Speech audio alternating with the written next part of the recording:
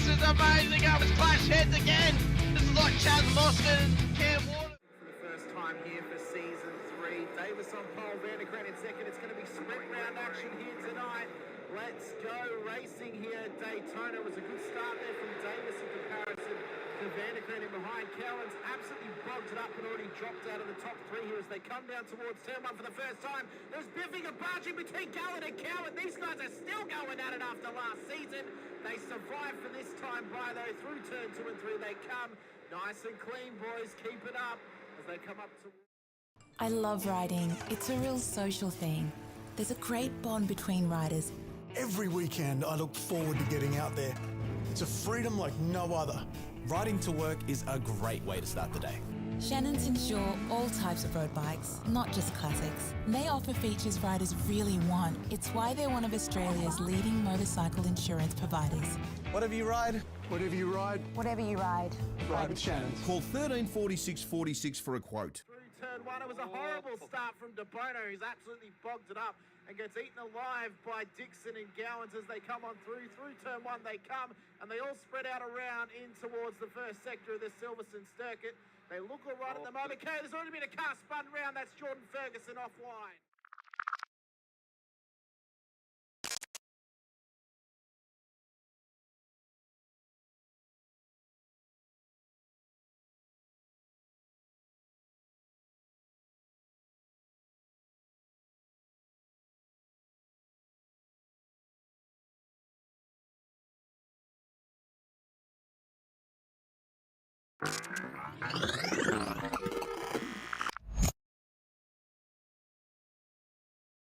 Is green, green, green at Road Atlanta here as well. Faulkner did get away. De Bono is tucked in as well. Unfortunately, Houghton is on that outside line. De Bono does want to tell him to do. He's got the job. De Bono's overtaken. Now can he get Ben Faulkner? Up through turns 2 and 3 they go. Round the right-hander, dropping down the hill. Faulkner's out in front. De Bono second. Houghton third. Ratcliffe in fourth. No real dramas going into turn 1. We've always had a few cars. They're all special. The T-Bird. Oh, that's mine. The Combi for when we want to get away. The XR8. It's going to be a classic. They're all insured with Shannons, We've also got Shannon's home and contents cover. which helps protect our automotive collectibles, tools and memorabilia in the home and garage. If you're motoring enthusiasts like us, it's got to be. Shannon's. Shannons, insurance for motoring enthusiasts. Call 134646 for a quote.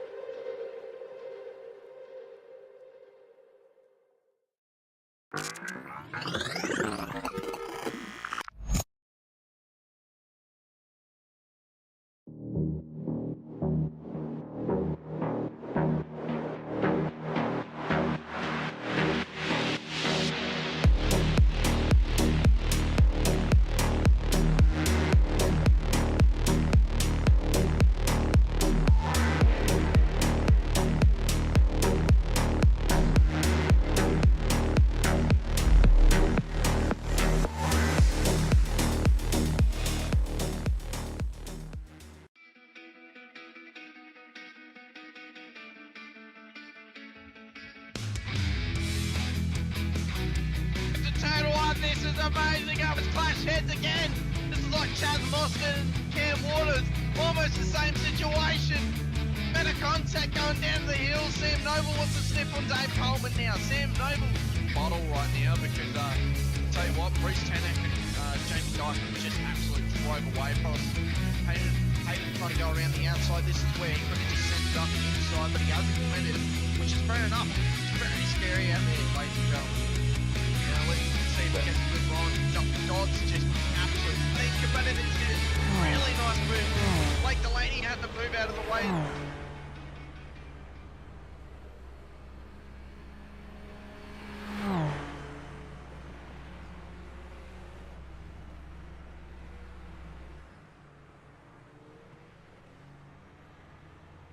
Good evening, good morning, good afternoon, ladies and gentlemen, and welcome back to Sim Racing World TV. Welcome back into Season 3 of 2024 for round number 6 of the Cooler Master Super Formula Championship here out at Circuit Zandvoort for not only round 6 of this season, but also the next round of the F1 Shadow Series this season as well.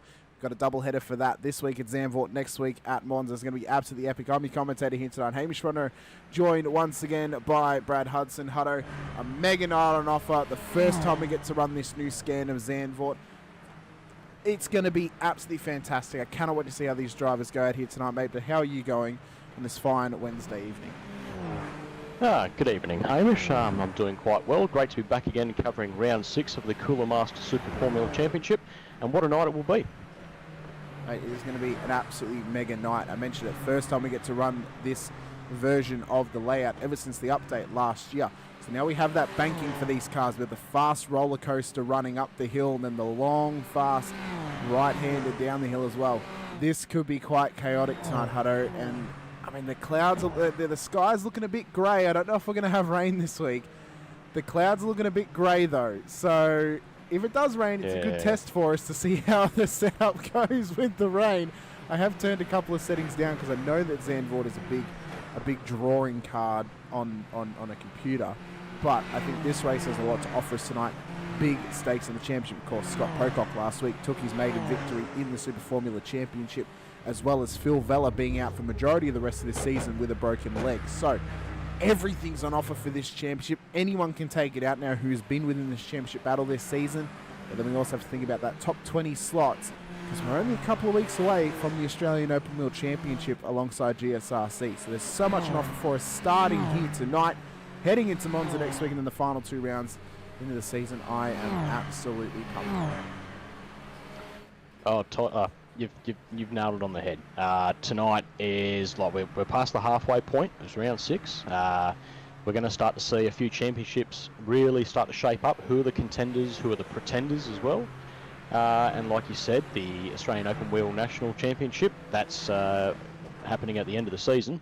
We're going to see a little bit of movement in that top 20, and now, as you said, with Phil Vella unfortunately out with an injury, it really it opens up the Pro Series, and also I guess offers another opportunity for another driver to get into that top 20. Yeah, I mean, it's going to be interesting. You would expect him to drop out of the top 20, missing the final 5 or so rounds. Whether he's here for the last round, we'll have to be waiting and seeing if he's healthy enough to race by then. He might have to flip his pedal box around so he has a throttle on the left-hand side instead of on the right. Yeah, I mean, what an absolute curveball we have been thrown for this championship. I mean, Scott Pocock, what a win last week at Motorsport. Absolutely epic. One of the races of the season thus far. Arguably the race of the season, that feature race last week. Zandvoort tonight, I think, has an opportunity to pump it up even more and go even better than last week as well. I think we have opportunities for safety cars this week, being high speed, high downforce, high danger for a lot of these cars around this track. And they're going to be on a knife's edge in between those make or break moments when battling on track. It's going to be, it's really, you mentioned it, it's going to really separate the pretenders from the proper challengers in this title race. Yeah, like you touched on, that Mosport was hectic. I think Zandvoort is going to be just as hectic. It's not a sprint round this evening. It's a normal race, like a normal race. It's a 60-minute feature. And I think it's going to serve up just as much action as we saw last week and the week before. I think, are we on for a repeat winner, or are we going to have a first-time winner, Hamish? Well, looking at the field, I think, I don't know. I mean, first-time winners that could possibly do it out there, maybe Thomas Donahoe. Aside from that, there's not anyone out there. Has Andrew Johnson taken a win? I don't think he has. He could possibly do it. I'll have to. I believe the vault, check the stats. I believe think. But, Greg Bradley has taken a win. So Greg Bradley definitely has. So if I just look at the top 10 from practice times, I think the only person that may not have taken a win is Jason Johnny Depp and Benjamin Brook. Okay. So. And maybe Sam Catacasinos as well. I don't think Sam's taken a win. There's a few names there. There's like that top 10 is still chock a block. Yeah, there was only less than a second, I think, less than a second between first and 10th. So tonight's going to be an absolute cracker as we see all the cars file out of pit lane and start their qualifying sessions just now. Well, all barring one of them get the opportunity to cut a lap in qualifying. Car 991, Andrew Cowan, my previous commentator here, or co-commentator here on Wednesday nights, has, he's got himself a rear of grid penalty for time without permission last week. So, naughty boy, he knows the rules. Exactly, he does. So we'll have to see how he goes. Sean Rigby in the chat. Wayne Sheedy again for his first time win. That was incredible. I don't know if you caught it last night, Hutto. Wade Sheedy on debut, not only got into the shootout, qualified the car on the front row and won his first race in the Supercars. Unbelievable. That would have been fantastic to watch. Unbelievable stuff. A couple of chats out there. JJ Ando, also known as Jack Oz through other accounts, wishing me a happy birthday. Thank you, Jack Oz. So did Dodsy as well. Appreciate it, Dodsy. Yesterday is my birthday, but our focus is on the racing here tonight for Zandvoort. And I'm just hopeful that we get a good race because it would top off an absolutely brilliant day. That could have been my birthday today. And Hutto, I don't think I could really pick, out of all the tracks we have left on our Shadow Series calendar, there's not many that I would have put in placement of this for this particular day to call. I think Zandvoort's really, really cool, and it's really, really cool to actually get to call the action at this version of the track for the first time. And again, I just think it offers up so much for us in terms of possible strategy plays, possible opportunities through safety cars if the weather goes against us a little bit here tonight as well. So many little parts of this little chemical makeup that we could have going here tonight could really lead us to having one spectacular evening of racing, and I so look forward to it. But it's all getting started right now with qualifying as drivers are beginning their laps here in their qualifying run. Scott Pocock, last week's winner, out there cutting some times at the moment, same as Tyler Sheaf, leading his teammates. No, he's not leading his teammates around at the moment, but he is leading them in their little inter-team championship at the moment. Thanks, Sean. Really appreciate it, mate. And us know to have a great call. I think, you mentioned if we're going to have another first-time winner tonight, I don't think we are. Because if we were to, it would have to be someone outside of the pro class, aside from Thomas Donahoe. Oh, no, Thomas Donahoe has taken a win. He took a win at Spa, so... He did. Yeah. No. Actually, I'll have to double-check that one. I don't think he'd got the chocolates that day, though. It has been this season, though, I'm pretty sure. Let me check. Yeah. I'll get back to you later.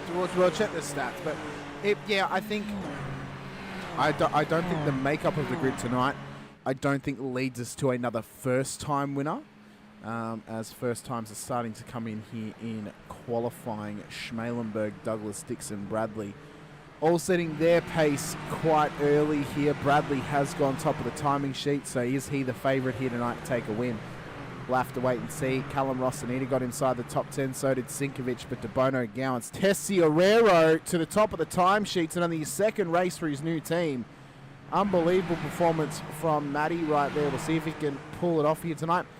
Maybe we get our first non-pro winner tonight here.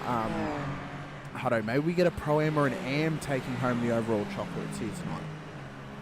Well, look, as we see the times roll in, Nathan Burney sitting there in P4, Shane Ratcliffe sitting in P7. It's definitely wide open. It's early days though. Like we saw in practice that the top 10 was majority blocked out by the pros, and there's only 2 Pro-Ams sitting inside the top 10. But like you said, Matty Tessoriero is now sitting top, and I guess that mid-season switch to Velocity Racing Team has made all the difference for him. I mean, maybe it has, being able to get some tips and tricks off his teammates, maybe having a bit of a practice with them as well. And then coming into the race, maybe he feels a little bit more invigorated coming into this season, no longer being a lone ranger. He now has Jason Depp alongside him former privateer himself, and then with Sheafy, who's been in this series for quite a long time, moved to that team at the start of this season.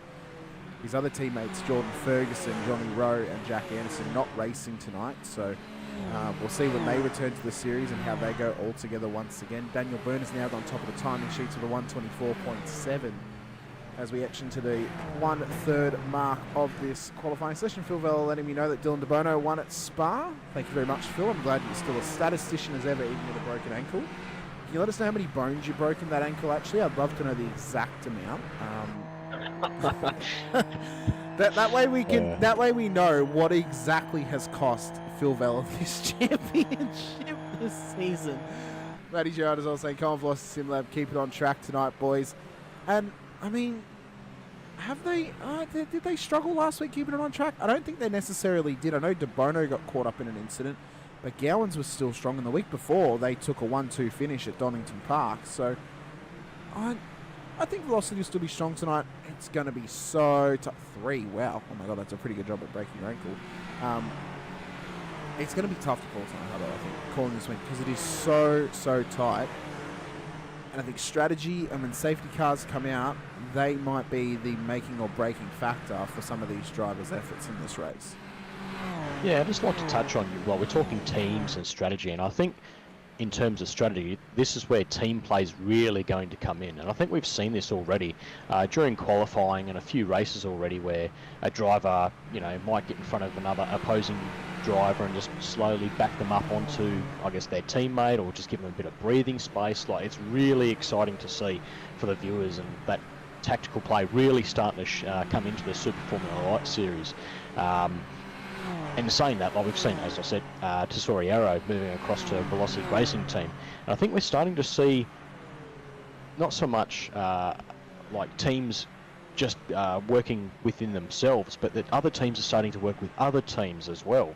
Not so much alliances, but you can see, I guess, the formation of not super teams, but yeah, it's a tricky one to explain. But essentially, there's teams out there working with other teams, and it's actually making this series very, very interesting. Maybe it's like a bit of the old my enemy of, or the enemy of my enemy is my friend.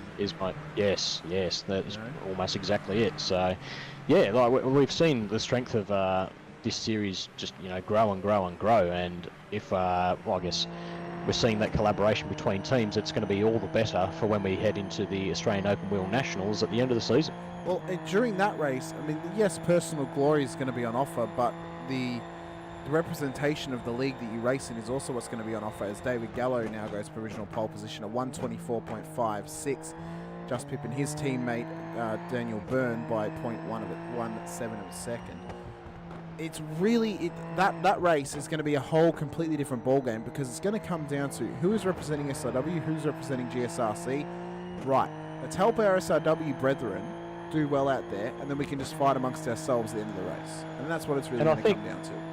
Yeah, and I think as we see that race unfold, I think we'll be heart and mouths moment, especially on the SRW side of the fence. If our guys happen to make contact with each other, it'll be like, it's just, we want our boys to be at the top. So, yeah, fingers crossed we can send 20 fantastic drivers across, and we get the chocolates that night.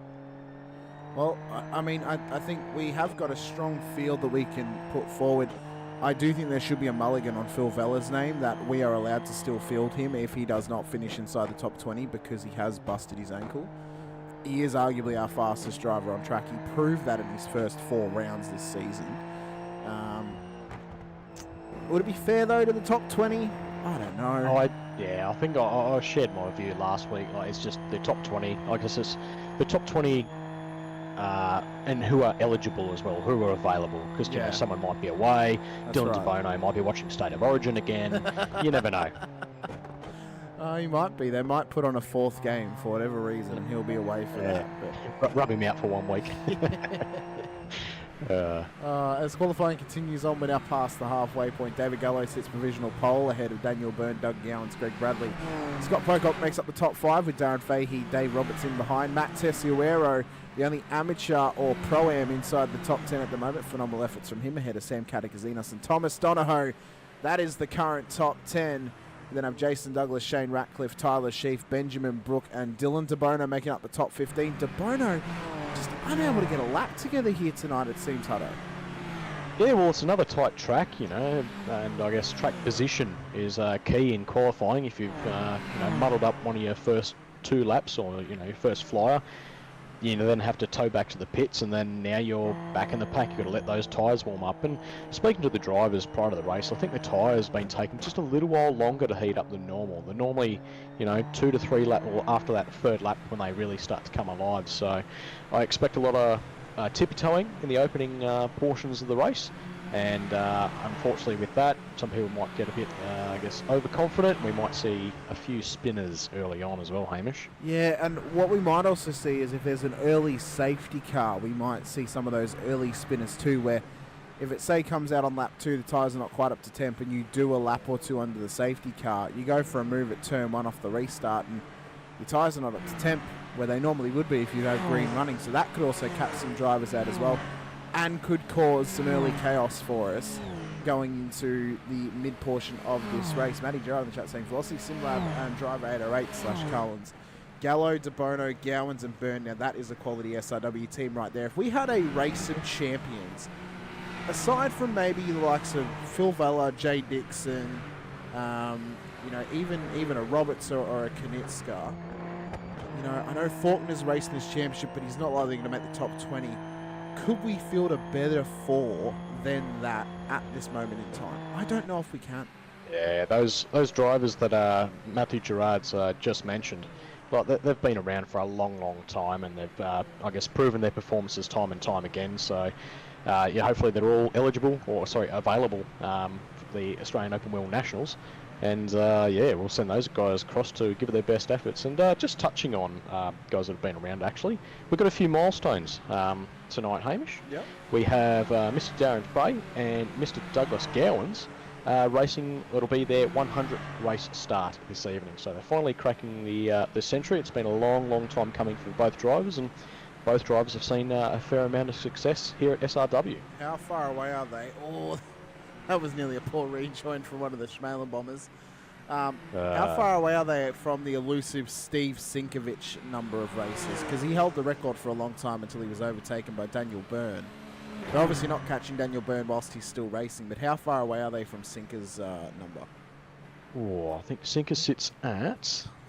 I don't believe he's above 150. I think he's above 120. No, God, no. So we've got Daniel Byrne sitting at 126. He'll go to 127 this evening. Yeah. Sinkovich is at 110. Nathan Verney actually passed Sinkovich last time out. He's at 111.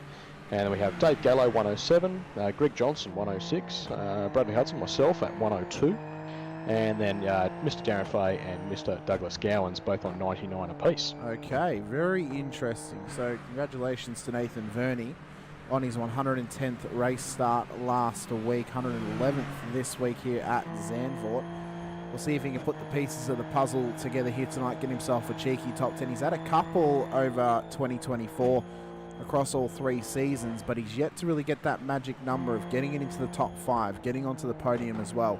If he can get those consistent top 10s, he will become a challenger for this Pro-Am Championship. But he still struggles with these little things here. These little 1%ers is what really catches him out during the race. Running it a little bit too wide. Maybe having a slight spin here or there. And I think that's the differential between a pro, a pro-am and an amateur, is those little 1%ers, Hutto. And who is more likely to have them factored into their driving style. And you look at the pros, majority of them have them down pat. A couple of them struggle here or there, maybe once every 2 races. The Pro-Ams, they're maybe once every 3 races, or maybe they might have a run of 3 races in a season that happens. And the AMs are more likely to do it nearly every single race. So they're kind of the differentials, and they're kind of the measuring points of who's a pro, who's a pro-am, and who's an amateur. Even though there's some drivers out there who may have more pace and can break to the top 10, like Tessuero, like Sheaf, even Noble from time to time as well.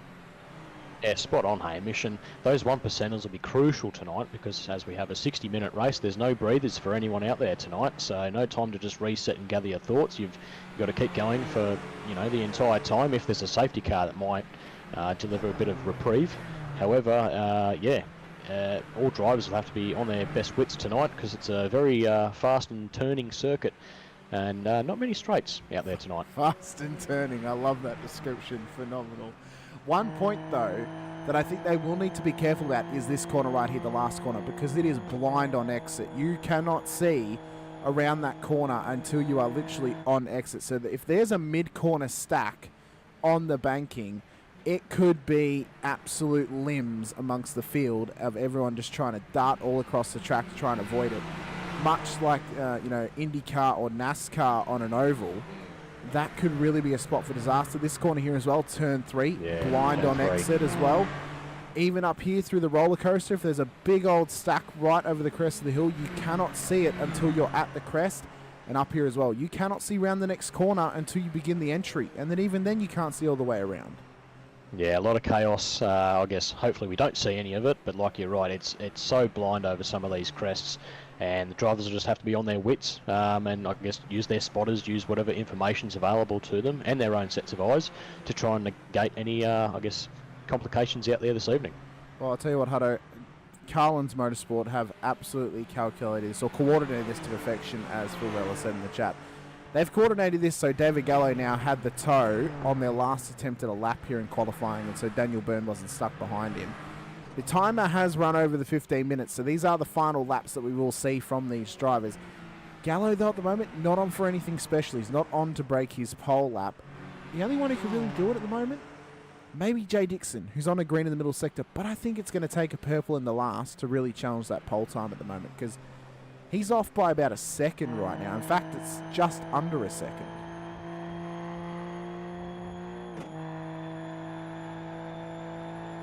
So move up the leaderboard. I think he will move up. He only moves up the one spot though over Thomas Donahoe. So that will unfortunately bring an end to qualifying for some of these drivers, ladies and gentlemen. It means they have now been cut off from setting any more laps around Zandvoort until we get the green flag for the race here this evening. We await the results to come up so we can show the starting grid for this race. But, I mean, Gallo and Byrne, another Carlin's front row lockout. They've got Gowans in behind, Bradley and Pocock. This is a strong top 10, Hutto. Top 9 cars are all pros. De Bono did actually make into the top 10. And Tessuero and Sheaf are separating some of those pros now in 10th and 11th at the moment for both of those drivers. So, it's going to be an intense start. It could be a very chaotic one. I actually think we've probably got the perfect amount of drivers here tonight. I believe it's... I thought it was more than this, but less than this. But we have, I think, 30... I want to say 33. I think we have. Yeah, I think it's 33. Getting rid of all the safety cars we've got on our displays. But yeah, I guess 33 will still be a very busy track out there tonight. And let's see how it unfolds, Hamish. That's all we can do right now, Hutto. But we will check out the starting grid for tonight's race. It'll be as follows for round number 6. David Gallo will start on pole position ahead of his Carlin's Motorsport teammate, Daniel Byrne, out of P2. So sorry, that came at the wrong moment. Doug Gowans for Velocity Simlads will start P3 on the road, ahead of Andregs, Greg Bradley out of P4. Scott Pocock, Dave Roberts will line up alongside each other on the third row, with Darren Fahey and Andrew Johnston on the fourth. Dylan DeBono, Matt Tessuero will then make up the top 10, with Tyler Sheaf and Sam Katakazinos making up the top 12 in behind them. We then go back to Jay Dixon and Thomas Donahoe, with Benjamin Brook and Jason Douglas in the top 16. Shane Ratcliffe and Mitch Noble then 17th and 18th, with Sean Benici, the resident American in the Super Formula Lights, will start alongside Marcus Knitska to make up the top 20. Jason Depp and Nathan Verney will then start alongside each other, headed Timothy Schmalenberg and Dean Sinkovich to make up the top 24. We then move back to Callum Rossonita and Kevin Wakefield, ahead of Greg Johnston and Andrew Rushworth in P28. Martin Lipsky will then make up the top 29, with Andrew Cowan having a rear of grid. He'll start P30 ahead of Josh King, Callan Hodgkinson, Stephanie Piccoli at the back end of the grid, and 33 cars on track. Hutto, I think we've got a good amount tonight for this track. I think any more, it could be limbs. It really could be limbs if we had any more. I think this is probably the perfect amount. Yeah, and it's just interesting to see a few names that have, I guess, dribbled back into the pack, like Jay Dixon coming out of P13 there, and who else I see was Marcus Knitska back in P20. Those guys will be wanting to, I guess, get towards the pointy end quick smart, and I guess hope there'll be a safety car so they can, condense that pack up a bit more. So, there's a few names in there that are, I guess, contenders or heading towards the pointy end of each of their classes, and yeah, they need to, I guess, perform really. Yeah, I think, there's really nothing else they can do but just try and go into survival mode at this stage, Hutto, and try and survive as best they can off these early laps, because I think if we're ever going to get some chaos in this race, it is most likely within the first 10 laps or so, whilst the whole field is still condensed together. Look at Barney. He is rearing and ready to go up in the box. I just noticed him doing a little dance there, waiting to wave the flag. We're just awaiting the front of the pack to get onto the grid. David Gallo, of course, our pole sitter here tonight for Carlin's Motorsport, representing, of course, driver 808 and other of their sponsors like Glam Raider as well. In the novice 78 entries, teammate Daniel Byrne will start alongside him in the 808 entry in P2. So for the first time in a little while, Hutto, we have a Carlin's front row lockout here tonight, which is pretty interesting to have happen. Yeah, it's definitely not the first time it's happened, as we see the lights go up, so I'll let you take the call, Hamish. We are going to get ready to go racing at Zandvoort. 60 minutes to come, ladies and gentlemen. We are go here tonight for Zandvoort off the start line as they all spread out down towards turn one for the very first time. Gallo leads them round early on here, and we look to have gotten away nice and tidy as of right now, but whether they can hold it together up through turn three is another question. Look at that banking. How much more pace can they run through that corner, Hutto? It's unbelievable. Yeah, apparently it's like a set of tram tracks around the top. The driver's being able to find a lot of grip around the top of that bankment. So they come down through the long right-hand, a crucial part of this track, trying to hit that double apex to perfection, trying to get on the power at the perfect moment just to keep the car in check as they make their way down towards, honestly, the most difficult corner on the track for me. It's tough to find a braking point, tough to get the car pulled through the right-hander. Gallo's done well at the front of the field to find a pathway through as they continue along. Greg Johnston's had an off-track in the background, but he is still going, but he has called it in at this stage. And now into the chicane for the first time as well. And it feels good to go racing on a modern version of this track, Otto, because the 2009 variant just did not hold up to what this track now offers us. Yeah, we were a little bit unfortunate last time we raced here, actually back in Season 3 2023. It was about a week or two before the rescan was released to the iRacing service, and yeah, I guess we were following the F1 Shadow series, and that's just the time of year it was, so unfortunate, but this is, first time with this current, I guess, outlay. There's been an incident at the chicane. Dean Singovich ended up off track and spun round. Slight tap with Bernie there. Yeah, I don't know about that rejoin from Sinker, but he did well to kind of avoid, and then Wakefield. Oh, that's a loose wheel. I don't know how that's happened to Kevin Wakefield. I'm going to be honest. Stuck? Is he beached, is he? He might be. He is. He's apparently gone back on track, so this is what happened to Wakefield. Oh, so... Oh. Is that light blue car? I think that might be Johnston. I think that may have been Safety car has been called. Very interesting. Okay. So, yeah, his wheel was loose. Yeah, I think Kevin Wakefield's still stuck on the beach there. Oh, wow. So, unfortunate for him. So, the whole field will now stick around each other. Do you reckon they come in for a little splash, Hutto? I think it's a little bit early. I guess for viewers out there, the fuel capacity tonight is 50% of the tank, so they'll only be taking 23 litres max, as we see Kevin Wakefield is parked up on the side there. Oh, yeah, there he is. Each lap, they'll be burning about 1.28 litres per lap, which will get them roughly 17 laps or 23 minutes, give or take, with a bit of fuel saving. So now this early, early safety car, I don't think anyone would go, like, if you're at the back, you're going for a splash and dash. I think if you're Dean or even Marcus, you come in, you have a bit of a splash, you fuel save under the safety car. It's likely going to extend the safety car maybe another lap. I don't know, but at least get you some fuel saving happening. Exactly, and I guess Marcus probably wouldn't look to pit until, or maybe next lap. Depends how long the safety car's out for as well. Like, I guess if they can bunch the pack up and get Kevin off track, and I think Kevin has now gone back to the pits. He's been allowed to tow, so I'd say we'd have another. I'd say we're at least going to have a full lap under safety car. So I'd say. It might just be the one, I think. Oh, maybe, but he's only just picked them up as well. but it's enough to, I guess, bunch everyone up. Like, I guess, where true. are we? Stefano Piccoli's, what, 46 seconds off the back. Do they have to give enough time, though, for him to tow back and then get out of pits and get onto the back of the field? I guess it depends how generous the RCR race tonight. control team. Yeah, but normally, normal proceedings. I was just listening to race control there, but yeah, normal proceedings, they'd allow the car to hopefully get back on track, and I think Kevin will probably end up a lap or two down anyway. Yeah, he would. Matt Gerard's asked, is there a potential for rain tonight, Hutto? Have we heard anything from the meteorologists of the Netherlands on rain?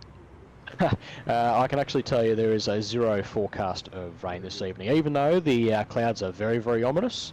Yeah, we will not be seeing any rain this evening. Yeah, probably best not to have rain here, otherwise we might go into epileptic mode.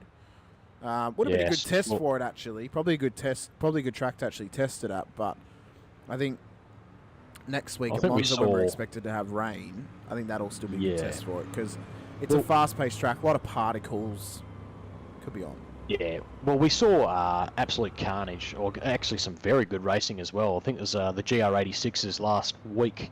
We're here at Zandvoort, and yeah, a lot of spray, a lot of rooster tails coming out of those cars. But like you said, Hamish, we are forecast for some rain at Monza. So fingers crossed all our computers can hold up and get the job done for what will probably be a very interesting end to the race, shall we say. I like Mark's comment, all the rain fell in the 8-6 race since they raced here last week. Yeah, it must have dried up. I'm not going to read out your comment, Phil, but I can understand how you would feel with that comment. I'm not going to give an opinion on either side of it. But yes, it can happen. I mean, it happens in all league racing anyway. But I mean, tonight, what have we had? So we've had an unfortunate incident with another car, Hutto, where two cars have just been overlapped with each other and one's lost a wheel and they're beached. Oh, not quite the chaotic start I would have thought we would have had. We nearly got there at the chicane, actually, when Sinker just crossed the sand. But you almost have a feeling, it's almost like how ominous with the clouds are. When you walk outside and you can smell there's rain coming, you can feel it. That's what it feels like right now. It feels like there is some chaos to come in this race at some point. You know, you can breathe it in, you can taste it, and you just know there's going to be a blow up at some point in this race. We don't know where it's going to come from, but we know it's going to happen at some point in time. Yeah, well, fingers crossed we have I guess a good chunk of racing go ahead now, but I'm expecting maybe another safety car in the last third of the race, in the last 20 minutes. Yeah, this track can really toss up anything. There's so many sweeping bends, and it's so easy to get a bit, I guess, overconfident and just cook it or go wide, or just yeah. I think we're going to see a few high impact crashes tonight, actually. Yeah, I think if it's going to happen, it might happen with a bit of overlap on this corner that the leaders are coming through now. Possibly at turn 3, possibly at the final corner as well. Even into the chicane. You know, if someone takes too many liberties trying to go too wide on the entry. Sorry. My Guinness is coming back up on me at the moment, but we're all good. I think those points, they're going to be the real danger spots.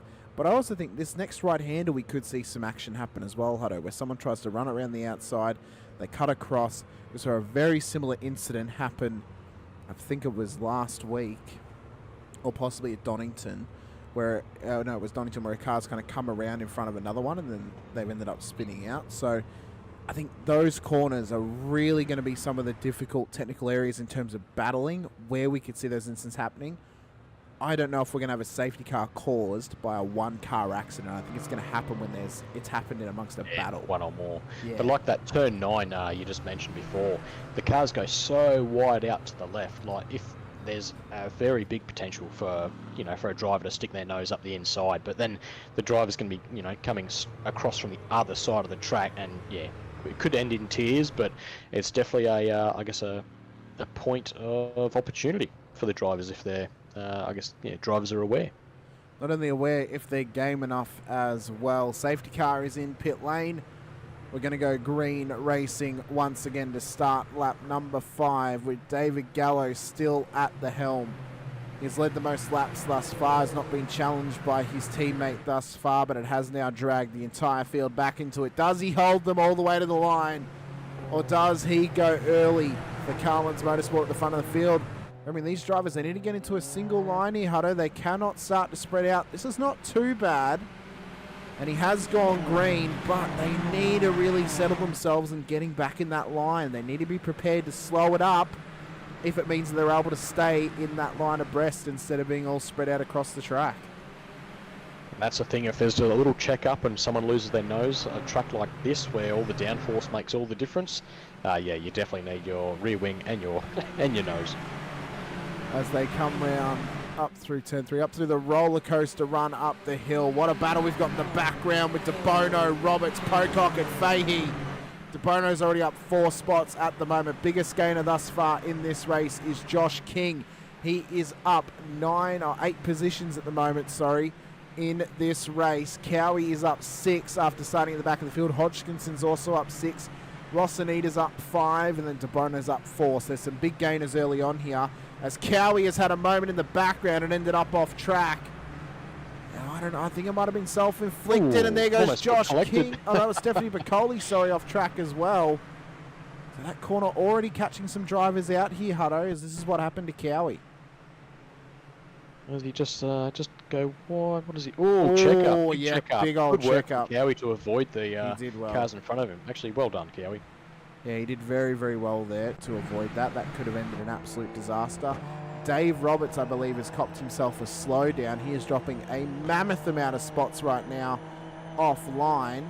Is he going to bring it in? He is. He's going to bring it in early.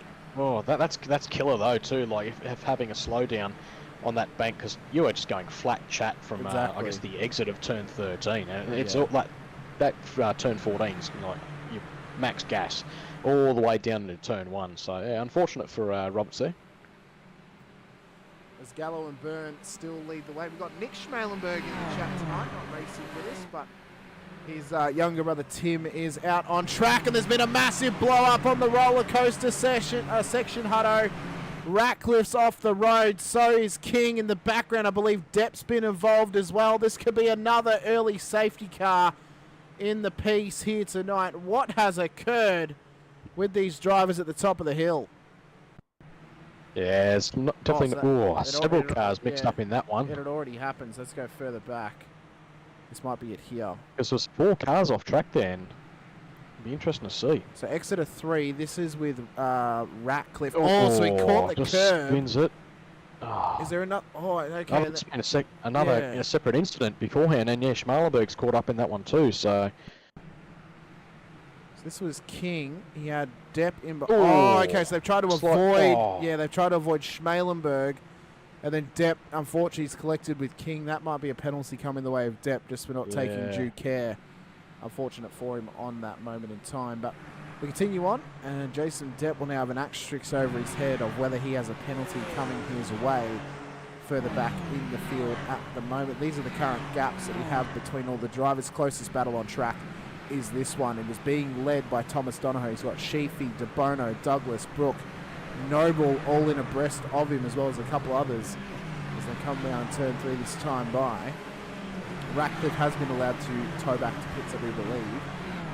So we have no safety car this time, as DeBono's trying to get past his former teammate Sheafy, but he's not making it easy for him at the moment here. And Dougie Gowans is he's off to the side. Dougie Gowans is tumbling down the order. He is.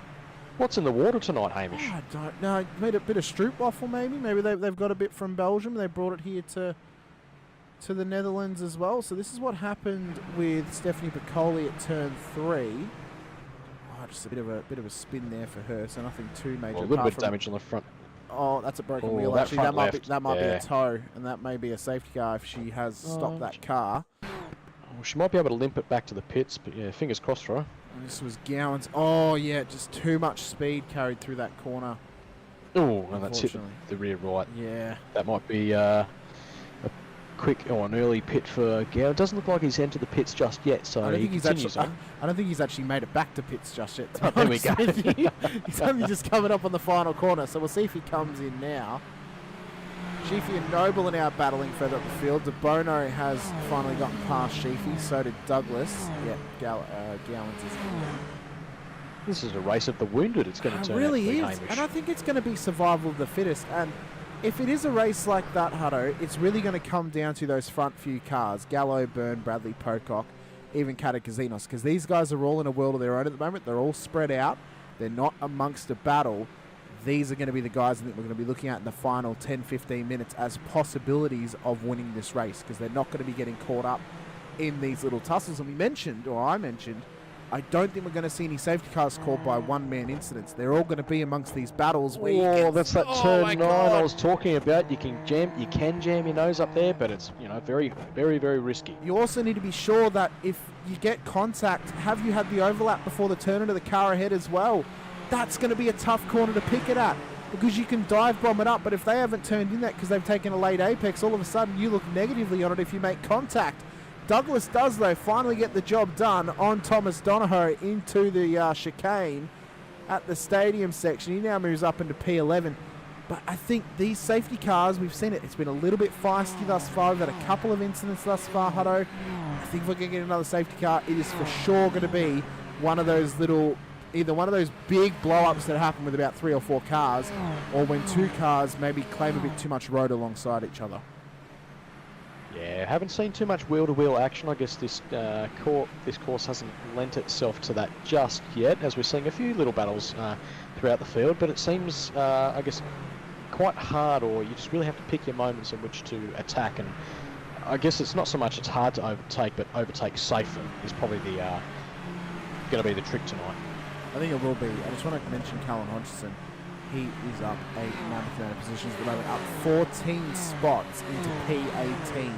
Biggest mover thus far in this race, and he's looking ahead to Nathan Verney and Callum Rossonita. Rossonita's up 9 and Verney's up 5 respectively as well. So these guys have been some big movers amongst themselves, forcing their way through the field. Benici hasn't moved on track position, but has lost a class position thus far in this race as well. Tessierero still leads the amateurs. Douglas now leads the pro-ams. Gallo still leads the pros and the overall field at the moment as we're on board with Callan up towards the chicane. We'll see what it's like under brakes here, Hutto, and what it's like on entry through this corner. Oh, no, it's going to cut away from you. That's nice. Could have had it. F1 cam, you could have kept it on roll bar just for one more corner. It would have been nice, but... But like Callum has definitely not made it easy for him, or Hodgkinson has not made it easy for himself this evening, starting from the back and having to work his way through the pack. He currently sits 2 points behind in the Pro-Am Championship.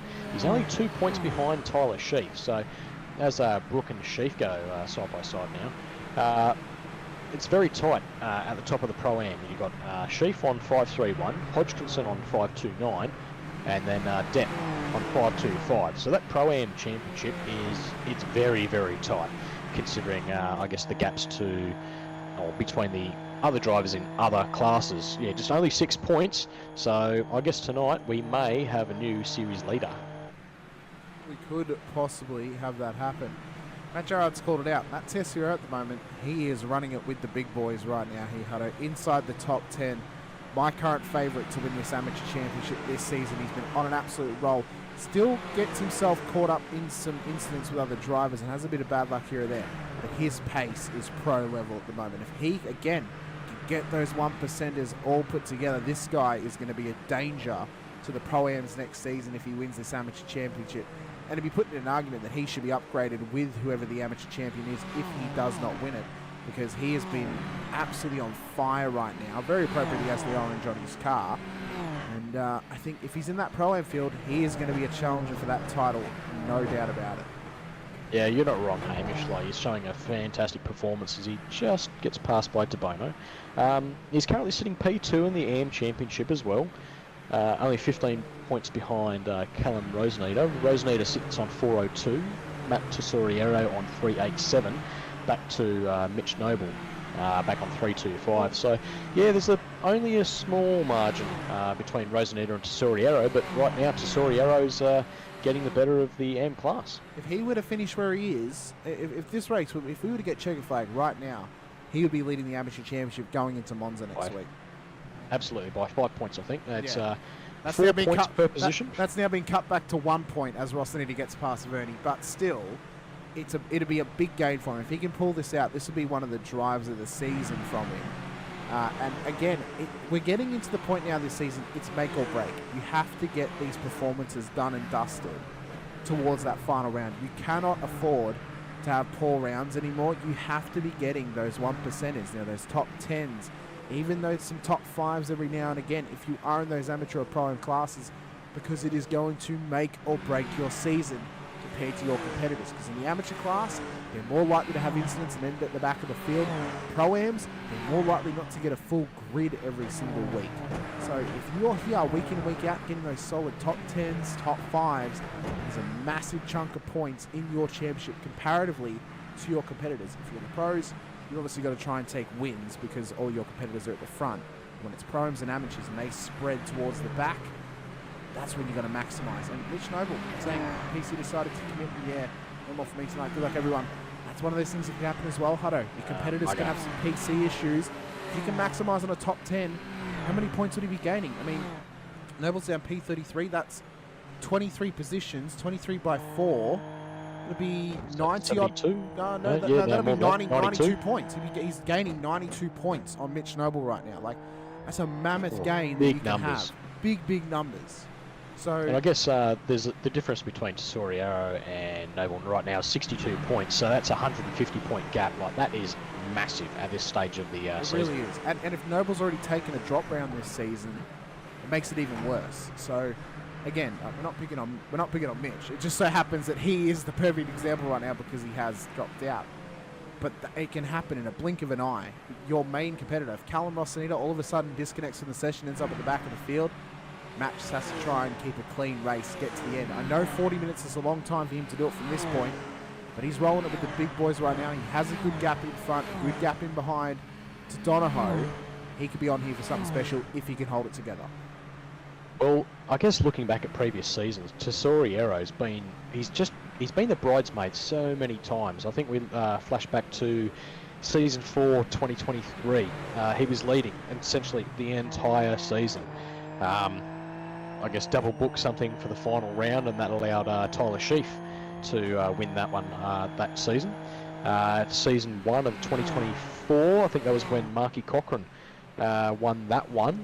Cochran had an outstanding season that year, but yeah, Tesoriero again mixing it with the rest of the amateurs, but not quite being able to get it over the line. And then last season we saw Timothy Schmalenberg. He was sitting about P3, and Tesoriero was, I guess, leading again for the entire season, and just fell away at the end. So if he can put the points on the board this week, I guess he's shaping up again to be at the front, but fingers crossed he can get it done this year. It would even just come down to, we mentioned consistent finishes. Even if he can just get consistent, 15th to 9th, he doesn't necessarily need top 5. So if he can consistently get those spots, big chunk of points, your competitors are more likely to go down by the wayside. And if they have one bad round, it can wreck their whole entire championship. And all of a sudden, you've got a bit breathing room. But you cannot let up when you have that breathing room. You have to keep pushing on. Right now, he just needs to keep running consistent, clean laps, hits his marks, and he could be on for a quality performance here tonight. Let's quickly go up a bit further. We have a nice battle starting to form. We've got Sam Catacazinos leading Darren Fahey, Scott Pocock, Andrew Johnston, Jay Dixon, and Dylan DeBono in behind. So this little 6-pack of cars getting closer and closer with each other, and they're all kind of having their own little 1v1s amongst it at the moment here, Hutto, as they battle it out for the minors inside the top 10. Yeah, I guess a bit of back and forth. Ooh, just hearing...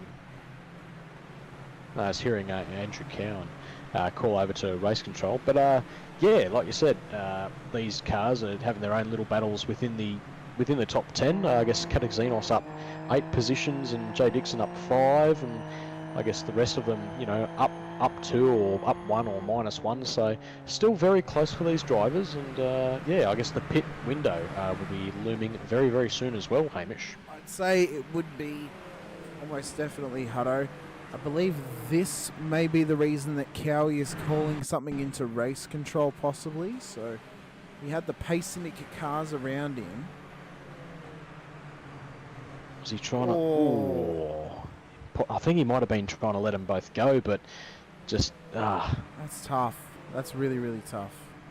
I mean, if we... Because I think has Cowie already been to the pits this evening? Yes, he has. Yeah, so, I mean, the thing is, so, the other car's that's just net code. It's unfortunate net code as well. Oh, it's a shame. It's a real shame. Too hard to call that off a single view of it. Race Control will have a proper breakdown of it. They'll see, was contact going to be made? How does the pace indicator car need to go? I mean, of course, you've got to try and pass safely as Stephanie Piccoli's parked up on the side of the road and not moving. That could be, we could see, I guess, all the drivers scramble for the pits in a sec, if a safety car is called. We might indeed. So she already had broken steering. Leading into the right-hander, caught the sand, and obviously the car's just going to rotate at that point. That car is broken. Oh, that rear left. Yep.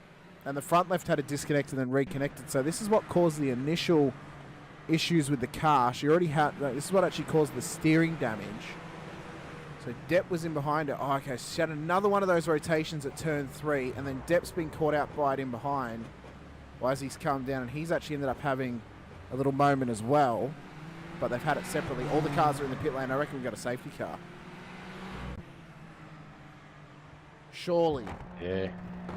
Yeah, look at them all scramble. As who's going to come out ahead? I guess Gallo maintains that lead, but it'll be cut right down under the safety car. So I guess we'll all start again. All the drivers reset. They get a little bit of reprieve on the track, and another 35 minutes to get the job done.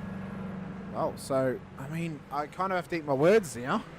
The safety car was caused by a single driver having an incident on track, or really she had two, but I mean, that can just happen from time to time. I mean, how some of these guys were driving, I thought they were really on the ragged edge of possibly having an incident. We may still see that happen in this race, but I think unfortunately she was trying to get it back to pit lane, didn't want to have to request a tow, and just caught the sand at the wrong moment whilst her wheel was turned to the right, and it put her into the wall and not going anywhere. Yeah, this track's quite punishing. Whether haven't seen too many. Well, I guess we've seen a few little bumps and whatnot between drivers, but yeah, drivers just dropping a wheel here and there and just putting it into the fence. I guess drivers do have to be mindful this evening.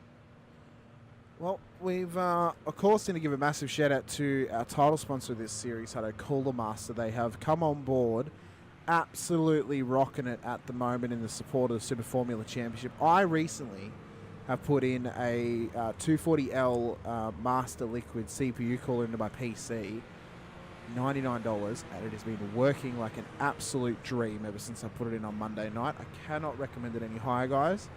It has been phenomenal to have that been put in the PC and to now follow the temps that my CPU has been running at, and has been significantly better than my previous CPU cooler, which was just one of those CPU fans you put on there. All in one, I am so happy to finally have it in there, and for it to be a Cooler Master product as well is absolutely awesome. That's good to hear. I guess the title sponsor will be very pleased with that feedback as well. So I guess if anyone else out there is looking for PC parts, and head over to Cooler Master and check them out.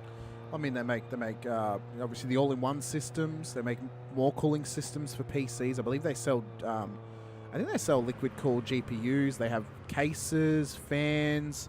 So much on offer from them. They have got an immense amount of products on there.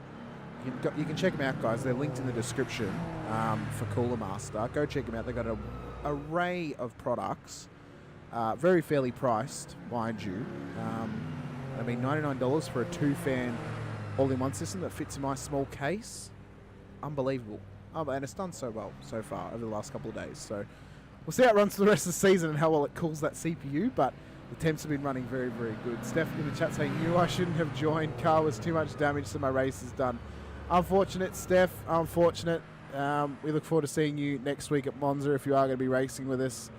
But a fair effort here tonight, and you at least made the effort to show up and race with us, so we can appreciate that.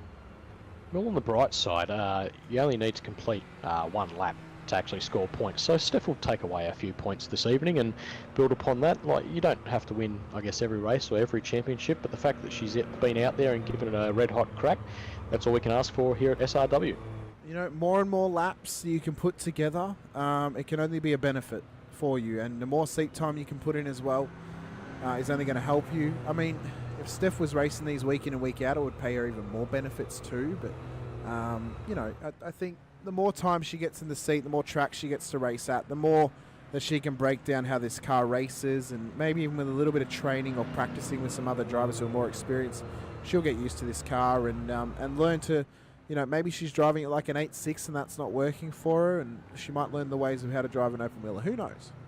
Well, we look at how many drivers just have improved over the seasons or even within the season. Like Tesoriero, we've talked about previously. Like, he's always been there, but hasn't quite had that craft just to get it done. Who else? Caldwell. He's, I guess, improved immensely over the last few seasons since joining up. Just trying to think who else comes to mind of, I guess, big movers and shakers.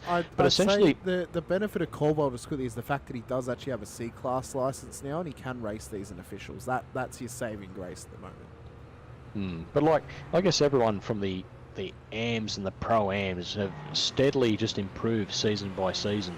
And I guess the goal is to get to that Pro class, and right now the Pro class is chock-a-block with full of talent. It's actually fantastic to see. I guess, yeah, it just makes the racing oh so much better. Oh, it really does. And we've had some incredible racing thus far this season. In the first 5 rounds, we're at the halfway point of round 6 now, half an hour into this race. Safety car is into pit lane, and all of a sudden we have a 30-minute sprint to the end. All the cars are fueled up. Should be able to get home for the majority of them here, Hutto, and it's all on for the rest of this race. Do we think later in the piece, a safety car, 10 minutes to go, does anyone come in and put maybe a fresh set of tyres on? Just to change it up a little bit, just to roll the dice. No, I think it's too late to put tyres on. The tyres don't warm up until like lap 3, lap 4. And I think the drivers are going to have to pit one more time as well. The tank should only last them 23 minutes. So if there's a safety car out there, that'll be their saving grace.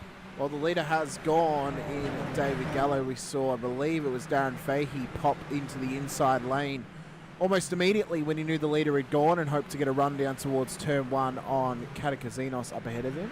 In fact, it might have been, that wasn't Johnson, it was Fahey, that was correct. But it is on for young and old at the moment here at Zandvoort, ladies and gentlemen. Gallo leads to his teammate Daniel Byrne, Greg Bradley, Sam Katakazinos and Darren Fahey make up the top 5. It's then Scott Pocock, Dylan DeBono, Andrew Johnston, Matt Tessiero and Jay Dixon making up the top 10, with Donahoe, Brooks, Sheaf, Rosanita and Verney making up the 15. As they come up towards the deadly turn 9, they've done well to make it through nice and cleanly thus far, but it has claimed a couple of victims here tonight, Hutto.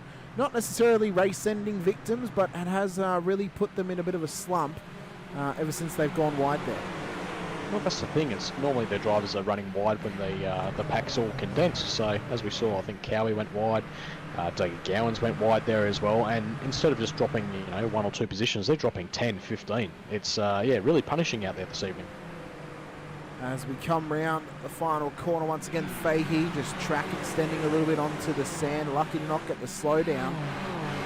As he follows closely in behind Sam Katakazinos in P4, who has, I feel like Sam, ever since coming into the Pro class, Hutto, he has not been up to form that he previously was in the Pro-Ams. Well, perhaps it's the step that he needed to take. He won the Pro-Am class, but he is still mixing it there. Like, he's sitting in 4th. That's absolutely, it's no slouching effort as such. But look, as we've seen previous championships with Dave Roberts, if you just chalk up the points week in, week out, you'll be towards the top at the pointy end. So this might be another banking round for Katakazinos. His teammate in the background, Dylan DeBono, is just trying to find a laneway around Scott Pocock right now. Now, DeBono is not within this championship battle at the moment. He's missed a couple of rounds this season. There is still time, though, for him to get an opportunity. If any of the drivers who have made every single round, all of a sudden, if they miss 2 rounds before the final round, or if they miss the last round as well, all of a sudden he could be on for an opportunity at a championship, but he needs to try and maximise in these next 4 weeks. And I think, honestly, he needs to just get wins. I think across Monza and then the final couple of rounds after that, De Bono needs to try and win every single round that he can just to have a hope in hell of winning this Pro Championship. Yeah, well, I guess he had mixed results last week when we were racing, because he won the sprint when we were at Mosport, but then had an incident. Oh, I'm hearing cars go off. That's burn. That is that's a massive moment in this race. Tessiero and Donahoe are side by side as well. Oh, it's getting sketchy. What caused that one? Because, who was in P3? Was it was Bradley? It was Bradley, so they must have been side by side up towards turn 1. And they were indeed. So Bradley's tried to go for it round the outside. That's not the camera angle we want. Thank you very much. We want this one. So let's just change this. This actually shows us everything in full.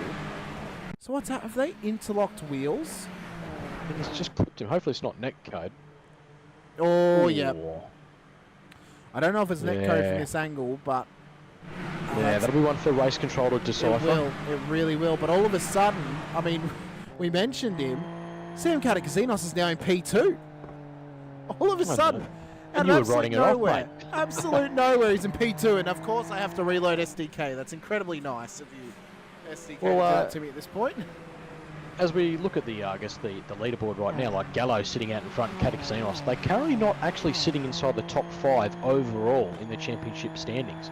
However, Darren Fay is currently leading out on 727. Back to Byrne on 684, who's just taken a tumble down the leaderboard. Dixon on 676, Pocock 639, and Roberts on 631. All of these drivers, those do still have a drop round to take. So once those drop rounds are taken at the conclusion of round 8, I think it's going to be very, very tight.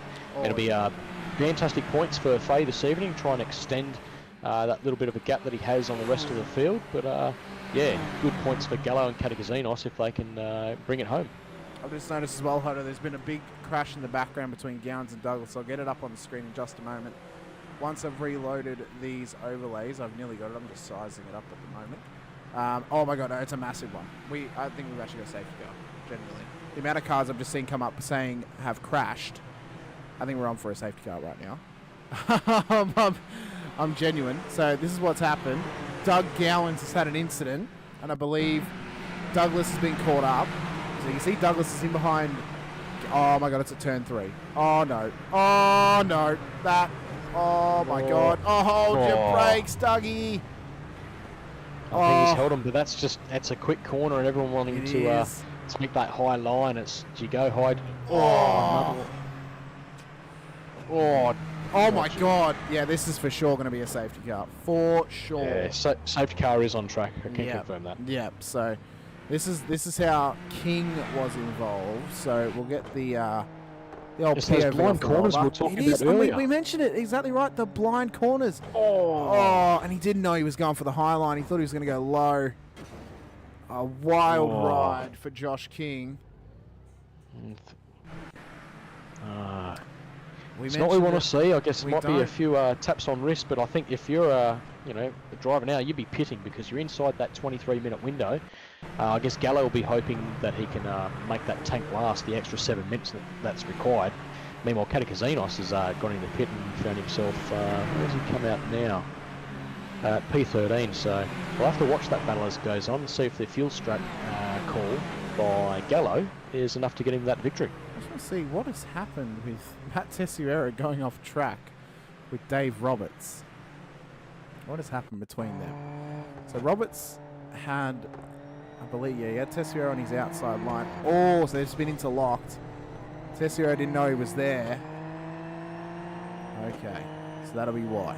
That would explain why they've dropped so many spots. So all of a sudden, this now changes it up completely here, Hutto, because now we've got in the top 10, David Gallo, Darren Fahey, Dylan DeBono, Scott Pocock, Benjamin Brook, Tyler Sheaf, the top 2 in the Pro-Am, Callum Bostanida leading the amateurs, Vernie and Hodgkinson in the Pro-Am, Kanitska into the top 10. All up a bunch of spots, but they do need a pit stop. So they will need another pit stop. Potentially. If the fuel numbers are right and these drivers can make it last that extra 7 minutes, they'll get home. I've got a feeling they might be just a little bit short. If there's another safety car this evening, they'll probably get home. If they are short, at the moment, Sam Catacasinos is on screen. is the highest seeded driver who has taken that second pit stop on lap 21. Who's after that? Jay Dixon went in as well. Yep. Andrew Johnson went in. Donahoe, Tom Donahoe. So we've got a Tessuero little as handful. well. We've got a few handful of pros that have, I guess they've split the strategies. So this is shaping up to. It's not over yet, folks. It really isn't. It is all on in the final portion of this race, ladies and gentlemen. We've got just over 20 minutes to go. We'll likely have one more lap under safety car, although we may have waiver rounds to come as well, which could then extend the time under safety car by another lap, which then gives them more time to save fuel and then puts us even more on wood in terms of who can win, how does the strategy play out, and who has advantage right now. I would like to claim that I was correct, that a safety car would be caused by a pile-up between a couple of cars. That was more than a pile-up. That was an absolute nuclear bomb going off at turn 3. I will say that, but what a way this championship can just get turned on its head. It is phenomenal how quickly everything can change and how quickly you can be taken out of contention for a race win, but also how quickly you can come back into the opportunity of getting a race win as well. I mean, Daniel Byrne, where is he at the moment? He is P22 and has had a pit stop. So don't forget he was caught up at that turn 1 incident. He was. As well, he was. I'm not sure what came of that one. I wasn't paying I'm not sure. just too much attention to the race control. Bradley's still ahead of him, so I don't know if there's anything that's been decided yet. But if all of a sudden those top few drivers need a pit stop, Byrne is not too far away from the likes of Schmalenberg, Tessuero, Donahoe, Benici, who've all... Oh, Benici hasn't had a stop.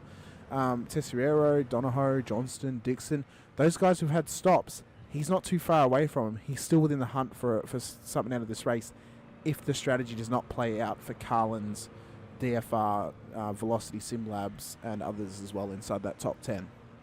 It's looking like it's very hard to pass out there. Like we're just seeing those trains form and they're just, following each other into those corners. So right now, I guess position is key. If you want to stay out in front, you need to be at the front because overtaking is actually proving, I guess, a bit harder for the drivers than we expected. Just to confirm, Steph, we've exceeded what Hutto predicted, which was 2 safety cars. I didn't actually make a prediction, personally. I forgot to make a prediction. Thank you, Jamie, for the birthday wishes. Really appreciate it, mate. Unlucky in your challenge for not getting your 10th license point the other day, but I hope we can see you back on track next week and having a crack once again here in SRW. Safety cars pulling into pit lane though, Hutto. We're going to go green once again. We're going to have less than 20 minutes to go. Oh, it's going to be tight. It's going to be tight on the fuel tanks. It's going to be very, very tight. If there is not another safety car, these front couple of cars will have to pit. I agree. I think they will because they haven't been saving off the back of that last pit stop. Apart from under the safety car, they haven't really been saving that fuel. They've been pushing on, trying to make their way up the order. I guess going slow all the way to the line as well. That's just going to save that little bit of fuel they might need. It's a solid and sound strategy just to hold them all the way to the line. It's more predictable, but it's better for your fuel. And they're all in the same boat right now. They are all in the same boat at the front of the field. They do not want to empty out those tanks too quickly as we come on to lap 24, 42 and a half minutes into proceedings. David Gallo still leads the way in this race. He's got Fahey and De Bono and Pocock hounding him in behind as they come through turn 3. As we look up over the crest of the hill, the blind run up the hill, up towards the top of the roller coaster portion of this circuit. And De Bono is all over Fahey right now, Hutto. He is not letting him run away just yet. No, De Bono really trying to nail down that P2 position and take it away from Fahey, but Fahey will be doing all he can to defend and... just listening to RC. Okay, so RC getting a message out there. Are they just telling them to calm down? I think so. I guess, a few hot heads out there, potentially, but the racing goes on as we see Gallo coming up to the final portions of the track. Oh, he's done so well tonight, Hutto. Been a real complete drive for Gallo here. I think. Well, I don't think he's. Is he led from start to finish so far? He hasn't lost the lead. Even when he pit, he has not lost the lead. Oh, Fahey loves running it wide drops there. a tyre. He loves it. Haven't seen anyone really come a guts of that final corner, dropping a tyre and spearing into the wall just yet. Fingers crossed it doesn't happen at all. Hopefully they can hold everything together out there. Thank you, Steph, for the birthday wishes. Appreciate it. Glad I could have helped Hutto reach his prediction. Well, you got him there, but unfortunately everyone else decided, no, screw Hutto, we're going to break that prediction in a matter of seconds. Never mind. Sometimes we win, sometimes we lose. Look, last week we got very, very lucky and called Scotty Pocock winning his maiden race. So we'll take one out of the whole season, right? We need to run this. I don't know how. It would be a lot of back-end work. Run the stats of how many times the commentator has actually gotten the safety car prediction correct. Look, I'll let you do that one, mate. You can go through the hours of footage. I'm not even willing to do that, to be honest with you. I'll be here for days trying to figure that out. Callum Hodgson at the moment, he's up 25 positions, Hutto, into the top 10. Under pressure right now from Jason Depp in behind. Knitska's up 11. Rosanita was up 16. Was up 17, now is up 16 as Knitska gets past him, moves up to his 12th position gain. Vernie's up 15, Brooks up 10. Depp's up 10 as well, so is Rushworth. So some big gainers up further through the field. Robertson, Benici in a bit of a side-by-side. Kafafu! Oh, who comes around there? That's Dave Roberts. He's definitely not having a fantastic race. No, he's not. He puts the effort in, he gets the points, but tonight's just not his night. It really isn't, and maybe he just does not agree with Zandvoort, or Zandvoort does not agree with him. I do not know, as we've almost got 3 wide down the main straight. Daniel Byrne trying to make up any positions that he can, and Hodgkinson's had a big stack at turn 1. Oh my God, what? Oh no, that has nearly ended. He wasn't even part of that bit. He wasn't. He's come on track without a wing, and he's nearly caused absolute carnage at turn 1. Big old tyre smoke. Cowan and Roberts have had a coming together. I believe it was down at turn 3. Bradley's also had a moment as well. It's going absolutely berserk at the moment here, Hutto, and this is what happened with Greg Bradley. He was on the inside of your teammate Schmalenberg. Oh my God. That is how Schmalenberg kept going. How has he kept going off that? I guess they build those cars stronger now as opposed to the old Dallara F3. But just going back to that, the Pro-Am Championship, Tyler Sheaf must be having a huge sigh of relief. Hodgkinson and Depp both, I guess, plummeting positions after those few little incidents. Well, he wouldn't be having a sigh of relief because Depp's his teammate. He wouldn't want him to drop positions that much. But I mean, for Hodgkinson, his teammates, individual glory for the championship. Yeah, you wouldn't be upset as such, would you? Would you not be upset if the Schmalenbombers just so happened to take out a wall or two throughout the season and it allowed you to win the Pro-Am? Absolutely not. But at the moment though, Sheafy's not actually leading the Pro-Ams in this race. It is actually Ben Brook from Frog Leap Juice Racing. So he's currently in the top 5. If anything happens to him, Sheafy will be on call. And one thing about Sheafy is, right, every time he has gotten a P1 in class, he's not been able to come and chat to the broadcasters for whatever reason. Last time it happened, we had to do the replay, and he wasn't available for it, which was Hungaroring. So if he can get the win, he's finally going to be able to have an opportunity to get into the booth and have a chat to us. But he has to get past Ben Brook and hold off Nathan Verney if he hopes to get that done. We've got just about 10 minutes left, around about 12 and a half at this stage in time. And it would be, you do not want to be in David Gullo's position, because the longer this goes on, the less likely we are to get that elusive safety car that he will need to get this car home. Yeah, it's going to be tight, but I don't see, unless something happens now, I just don't see another safety car happening. I really don't. No. I'd also like to point your attention to P14, P15 as well. Rosenede and Tesoriero, top 2 for the AM Championship right now. Both, I guess, stuck right next to each other, or just up the road from each other. So yeah, they'll have a bit more of a gap back to Noble as they push for that AM Championship as well. Of course, Rosanita is leading that title. Oh, Sheafy nearly gets his nose absolutely cut off by Verney. Knitska's now going to come around the outside. Was he going to get him at the end of roller coaster? I guess Knitska picking up the crumbs there of the Pro-Ams. Oh, I love that you're picking up my little bits of lingo, Hutto. It's fantastic as he runs it round the outside of Vernie. Knitska now finds himself P6 on the road. Oh, and it's just the pace discrepancy that some of these drivers can hang above others around this track and just how easy they can make it look whilst getting those moves done. Now, Vernie may just let him have it. He knows Knitska's a pro. He knows he's not racing him for any championship honours. But it just looks easy out there for some of these drivers, especially Knitska. We know what he's got in his locker. It's definitely not smelly gym socks. He is in there every single week and he's getting performance after performance. Could have been a championship contender last season. Could be one this season still to come. He's definitely on track for a, at the pointy end, I think. But unfortunately, I've just heard from RC, his teammate Dave Roberts has just retired the car. Unfortunate for Dave Roberts and an unfortunate race for him, the defending champion of this championship here. He won last season in an absolute all-timer of a final round at Catalunya. If you haven't seen it, ladies and gentlemen, go back and watch it. I mean, if you got time, watch all of season 2. It was an up and down ride all throughout the season. We've, of course, got playlists for every single season. We do need to update this season's playlist to have every single round in their selected playlist, of course. But, oh my God, that Catalunya race was unbelievable. And some of the moments that happened out there were historic. And you could not call it as Rossinida's in the wall! Does this change things? Will they release the safety guys just inside that 10 He's minutes? rolling again, but the reason that it's called out is it's now given Tessuero a gap. So Rossinida, who was actually leading to Tessuero, is one of those little minor spins once again. How in the hell has he not backed it into that wall? Here's the pressure mounting on Roseneder right now. Like, he's probably thinking in the back of his mind the championship with his closest rival to Soriero. So, yeah. Oh my God! I mean, and this is big points for him. This is 12 points he'd be gaining at the moment over Roseneder.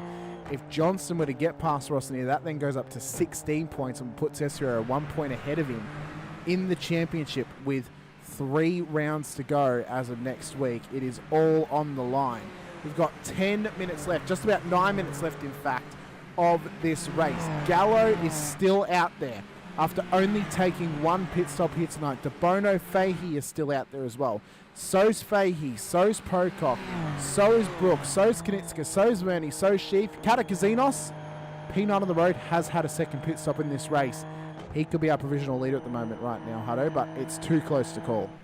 Well, I wonder if Fay and Pocock are just fuel saving a little bit, because they are 2 and 4 seconds off the pace of the cars in front. So I wonder if they're just taking a few little liberties and fuel saving, or if they're just slowly falling off the pace and Gallo is just streaking out in front. I would not be surprised if they are trying to fuel save, and if they are, well, what does that mean DeBono's just dropped back half a second as well. He was inside that 1 second mark, just drifted out to 1.2. I think now DeBono's cottoned on, he might need to fuel save just for a lap or 2, perhaps. Oh, it's going to be tight, Hamish. It is going to be very tight at the end. It is indeed. Roberts is back on track, by the way, so he has gotten back out there to try and gain some more crucial points for himself in this championship, although he is a couple of laps down on Callan Hodgkinson, who is the last car on the lead lap at the moment. As Gallo comes around, he's continued on to lap 31. It is tentative moments like this that can make or break a championship. Do these guys need a splash to get home? Do they lose enough time to lose their positions on track?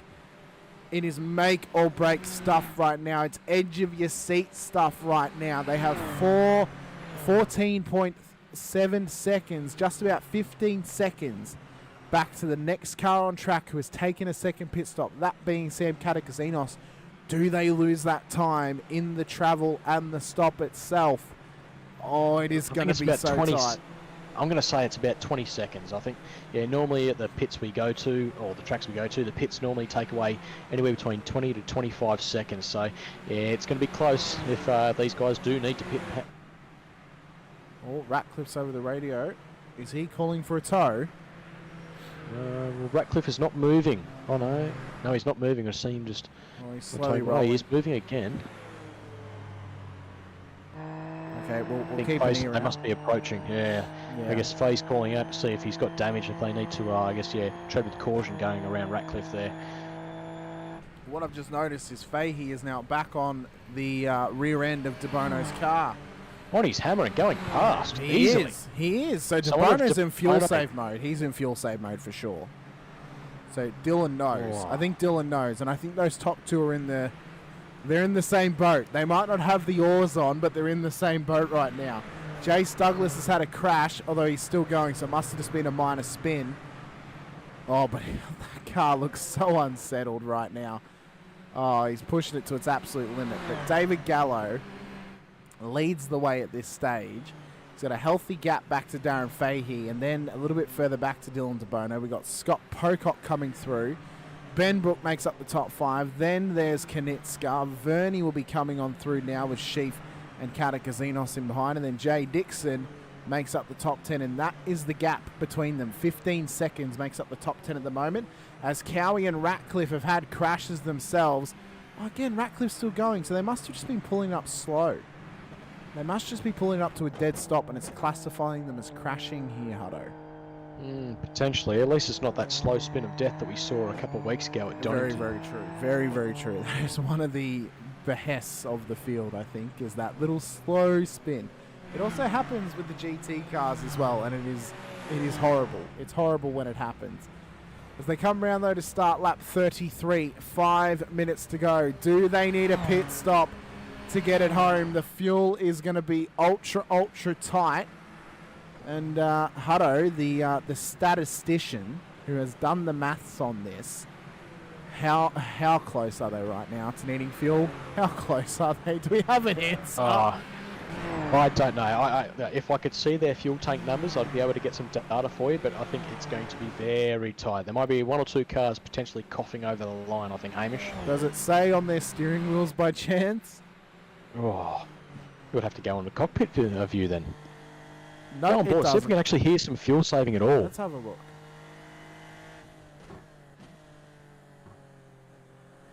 It's not max push, but it's not like he's lifting early either. No, and I guess these cars don't actually chew up a great deal of fuel, so the potential to fuel save, it's not as big as, say, maybe a V8 supercar as such. Okay, so he's had a slight lift down towards the chicane. What about Sam? He does not need a save.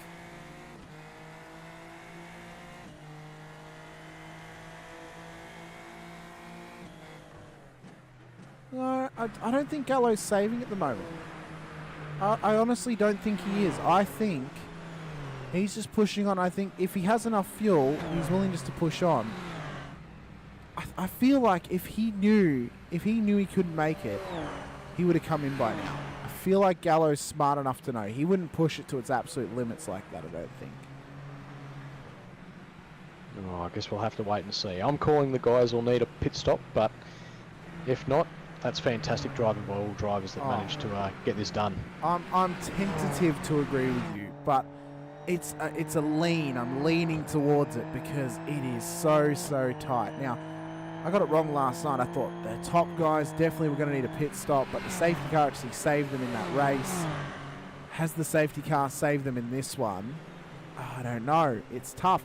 Although if we look back, hour-long races, 3 safety cars, that normally does lend itself well to a one-stop strategy, Hutto. It has happened in the past. I guess they all pitted under the second safety car, though, and that was at that half-hour mark. So, yeah. Like, like I said, it's going to be tight. We can only speculate, and we're going to see it all unfold in 3 minutes. Have they lost 10 minutes from safety car, though? Have they lost 10 minutes? There were a few wave rounds that last safety car as well, so... Look, we've got 2 minutes left. Are we going to see anyone, run out of fuel? Have the guys who did pit actually shot themselves in the foot now? Well, I think Nathan Verney, although he's still running, I think he's actually had a crash. He seemed to have actually ran out of talent a little bit ago. He's had possibly a spin. Turn 9, up towards 10. He had one of the DFR. Yep. Slow spin. A classic. We see it so often. It happens. So It's just another one of those things. But we realistically have a minute 40 left. We've probably got 2 laps. 2 laps. This lap and another. It'll be white flag lap next time by. The fuel is tight, but I think they can make it based on the fact that they have not pit yet. They have not pit up to this point. If they knew they couldn't get home, they would have come in. Although in saying that, Scott Pocock's also now back on them as well. And he's been saving. He has been saving these last couple of laps. Exactly, and Pocock's now catching Gallo at a rate of knots. So I wonder if Pocock now knows he's like, yep, 2 laps left. I've got enough fuel in the tank. Let's go. I think he does. I reckon he has played this smart.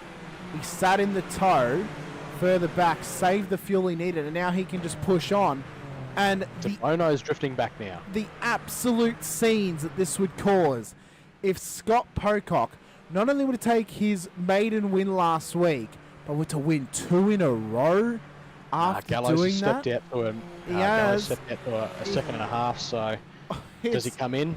It's maximum pressure for David Gallo. 1 lap left. They're not coming in, so I reckon they can make it, Hutto, but it is tight right now. The numbers are ultra, ultra tight. Scott Pocock could be on the run of his life right now. He won his first race last week at Mosport in the feature. Could he be on for his first overall win in a normal round and taking maximum points on offer? The gap is now down to less than a second. Can he catch Gallo before the checkered flag? It's going to be tight. And Benjamin Brooks now up to P3 as well, as the pros are starting to just feel the pinch of that fuel load. De Bono's off the track! What in the hell has happened to Dylan De Bono? And Katakazinos is up to P6 as well now, so I wonder if he can claw back that couple of seconds that he needs to get to the lead. Well, let's quickly check out what's happened to De Bono as we come up towards the final couple of corners. So he had this with the DF with Brook, and I believe it's Fahey. Has he been? Oh my God! What has happened there? That is one of the weirdest incidents I've ever seen. One of the weirdest incidents I've ever seen. David Gallo, though, round the final corner. Has he got the fuel? We had to. Down towards the checkered flag. David Gallo, out of absolute domination and fuel-saving masterclass, has taken the win at Zandvoort. Pocock in P2. Fahey P3. Brook is dropping down. Brook is out of fuel. Sheafy's going to get the Pro-Am win. As he crosses the line, Tesseriero. Is he going to make it a Velocity Racing Team double, the first time it would ever happen for them? As he comes up towards the line, is going to take the amateur win here tonight in absolute scenes on the final lap, Hutto. Yeah, I guess, you know, the fuel load was tight. We said that was going to be, and a few guys just choking over the line. Look, hats off to the guys that managed to do it in a one-stop. That was fantastic strategy racing. I cannot describe how they have gotten that done. I mean, it's unbelievable stuff for them to have had that happen. 30 minutes? Almost 30 minutes, and they probably lost about 7 or so minutes under the safety car, and then plus their fuel saving in the last stint. It was tight. Oh, but it would really come down to if Gallo actually could make it back to the line on the cool down. That would be the question. But we will await our podium finishers and winners to come in for their chats here tonight. Our provisional race results will be as follows, ladies and gentlemen. It will be David Gallo in P1 on the road here tonight, not only for the pros, but also the overall field ahead of Scott Pocock and Darren Fahey in the top 3. Marcus Kanitska and Sam Katakazinos make up the top 5 with Jay Dixon in P6. Tyler Sheaf will take his second Pro-Am win of the season in P7. Ahead of Thomas Donahoe, Andrew Johnston and Daniel Byrne back inside the top 10. Benjamin Brook will finish P2 on the road for the Pro-Am with Greg Bradley. Matt Tesseriero takes his amateur win here tonight for Zandvoort and gained some big points over Callum Rossonita, who ended up towards the back end of the field, and it makes a Velocity Racing team double. The first time that's happened for them here on Wednesday night. It's a great effort from them. Schmalenberg and Rushworth make up the top 15. Douglas, Johnston and Verney, the top 18 cars on the roadies, who then move back to where Rossonita ended up. So that's a big chunk of points. He's lost Tessuero, and he will now, Tessuero that is, will be leading the championship going into Monza next week for the amateurs. Benici, Hodgkinson, Ratcliffe, De Bono, Roberts, Depp, Sinkovic, Cowan, and then we had Wakefield, Gowans, King, Lipsky, Piccoli at the back end of the field. It's not showing me last place, which I believe was Mitch Noble, who dropped out earlier in the piece. Wow. Wowee. I mean, what a race, Hutto. What a race. Could not have asked for a more complete race. It was completely different to what we saw last week, where I guess, it was just action-packed racing. But this one was kind of, we were waiting in anticipation of when are they going to pit? Are they going to pit? Okay, they're not going to pit. They're going around one more lap. And yeah, that was fantastic, Hamish. Well, we are just awaiting though our podium finishes to hop into the green room to come and have a chief. Sheafy's in there early. I don't know if his teammate Matt's going to come and have a chat to us. We'll drag in Sheafy though and have a chat to him since he shut up early for class. We'll pay him off by letting him in the classroom early and play on the computers here tonight as we'll drag him in. Oh no, Matt Tessiero's in there. Sorry, Sheafy, you can now wait because Matt is also on time as well. So we'll drag in Matt. And we'll have a quick chat to him. Mr. Tesseriero, a new team, a second week racing for them, and you find yourself top step of the podium for the amateurs, and crucially, gaining the points you need to take the lead of that amateur championship over Callum Rossonita. How hectic was that race for you, and how are you feeling after crossing that checkered flag in P1 on the road for the amateurs here tonight? I'm pretty happy with the run tonight. Had a bit of an incident mid-race, which I thought had ruined my chances. But yeah, all finished up well. Had some good support from the new team and the new colours. So I'm pretty happy with the Velocity Racing team. They've been guiding me in our practice sessions, so it's been a big help. Yeah, Matt, I guess, fantastic race. You found yourself with some early pacing qualifying and, I guess, starting in 10th position. I guess, how was the race for you starting, I guess, so far up the field as we normally see you, I guess, more towards the mid-pack? Yeah, I struggle with my nerves, I think. I can put all the laps down in practice. Then when everyone's around me, I panic a little bit and I seem to slide around and drop backwards, but I think I'll get there, move forward eventually.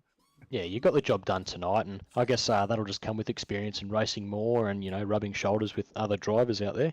I guess, have you got your eye on the championship? And I guess Hamish touched on you now leading the AM Championship, but what about the Australian Open Wheel Nationals? I think with tonight's points, it'll probably put you well inside the top 20 as you're sitting 23rd. I guess, is that a goal of yours to make that top 20 this year? It's been my goal all along for both series, to be honest, just stay in the top 20 overall. If I can do that, I'm pretty happy with that. Well, Matt, I mean, Monza next week. You've had a strong performance here tonight at a similar style of track to next week. High, fast-flowing, nice braking zones. Are you feeling somewhat comfortable going into Monza next week since we have actually raced at that variant of that track before? I haven't raced it in this car, so I'll be putting a lot of practice in throughout the week to just try and get some consistency. But yeah, I am looking forward to it. Now, do you want to give a shout out to anyone here tonight before we let you go, whether it's for Velocity Racing Team or anyone personally in your life as well?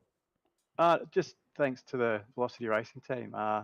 Jack and Sheafy have been a really big help this week, so I'd like to thank those boys. Very good, mate. Well, we'll let you go. Congratulations.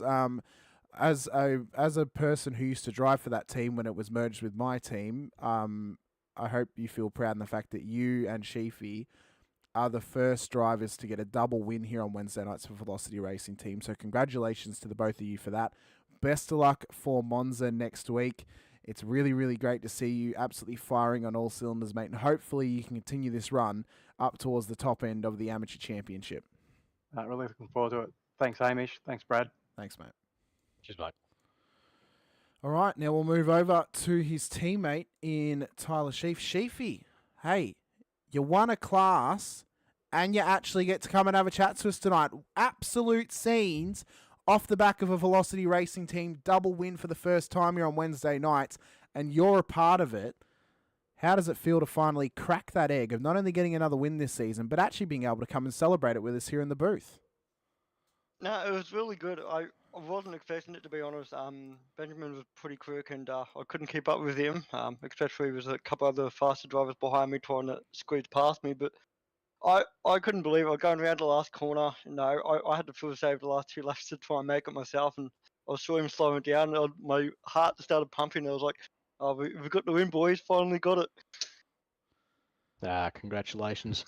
And I guess, Sheafy, what's been the major difference this season for you? I guess the performances we're seeing this season compared to previous seasons are phenomenal. What's changed for you? Just changed the mindset. I've obviously had to change my approach coming into this season with certain personal stuff, and I think it's just let the press off. I joined a team with a bunch of blokes that roughly very similar pace to me.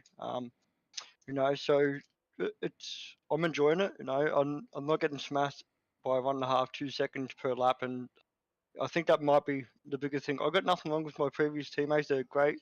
Without them, I wouldn't be here right now. Because they're the one that dragged me along this journey. But I still can't believe this season. Yeah, you're having a phenomenal season so far, and I guess on top of that, your two, close competitors, if you're keeping an eye on the championship, Hodgkinson and Depp, both caught up in incidences tonight. I guess, what do you make of that? Bit more breathing room at the top there for you, Sheafy? I'm trying not to pay too much attention to that. I know that the three of us had a chat early in the season. Because my pace, I think it's not really there, honestly, in the pro-ams. I think it's just more just keeping clean this season. I've been a good boy, not annoying race control, and I think that's the only thing that's helped me this season. Just keep it clean. Yes, my pace is getting better. Still not consistent. I still make stupid mistakes here and there, but just doing the best I can. Now, Sheafy, you don't have these excuses anymore. You're no longer an AM, mate. Come on. You are a genuine competitor in this Pro-Am Championship. He's trying to write himself as the underdog. He really is. He's trying to be the underdog. Oh, no, don't look at me. I'm winning. No, no. Don't look. Look at Matt Gerard. He's so much faster. He should be pro, not me. Yeah. I'd just like to point as well, Greg Johnson's in the chat saying, look what you can do, Sheafy, when you don't run into me. I mean, in honesty, I think my biggest issue is qualifying. If I can get a good lap in, tonight, the best qualifying I've ever done, I reckon.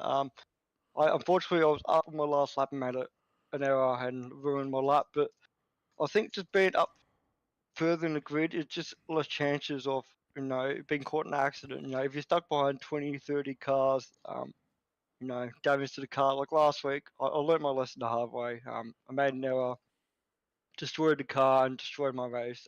Yes, I did finish 12th due to luck, but no, it's good to get a result. Nah, just pure skill, mate. No luck involved. You are just pure skill, pure sweat, and a pure winner in the Pro-Am class here tonight. Not only that, you also got yourself a top 10. Let us know, help us get you out on track, mate. Anyone else you want to give a shout out to as well from Velocity Racing Team? For myself and Hutto, congratulations on your P1 in the Pro-Am class here tonight. Cheers for that. No, obviously, big thanks to the Velocity Racing Team for bringing me on board. I definitely wasn't expecting to be on top of the season. Obviously, big thanks for all the support with the boys. Obviously, I want to say thank to my previous team as well, Velocity Racing, Velocity SimLab.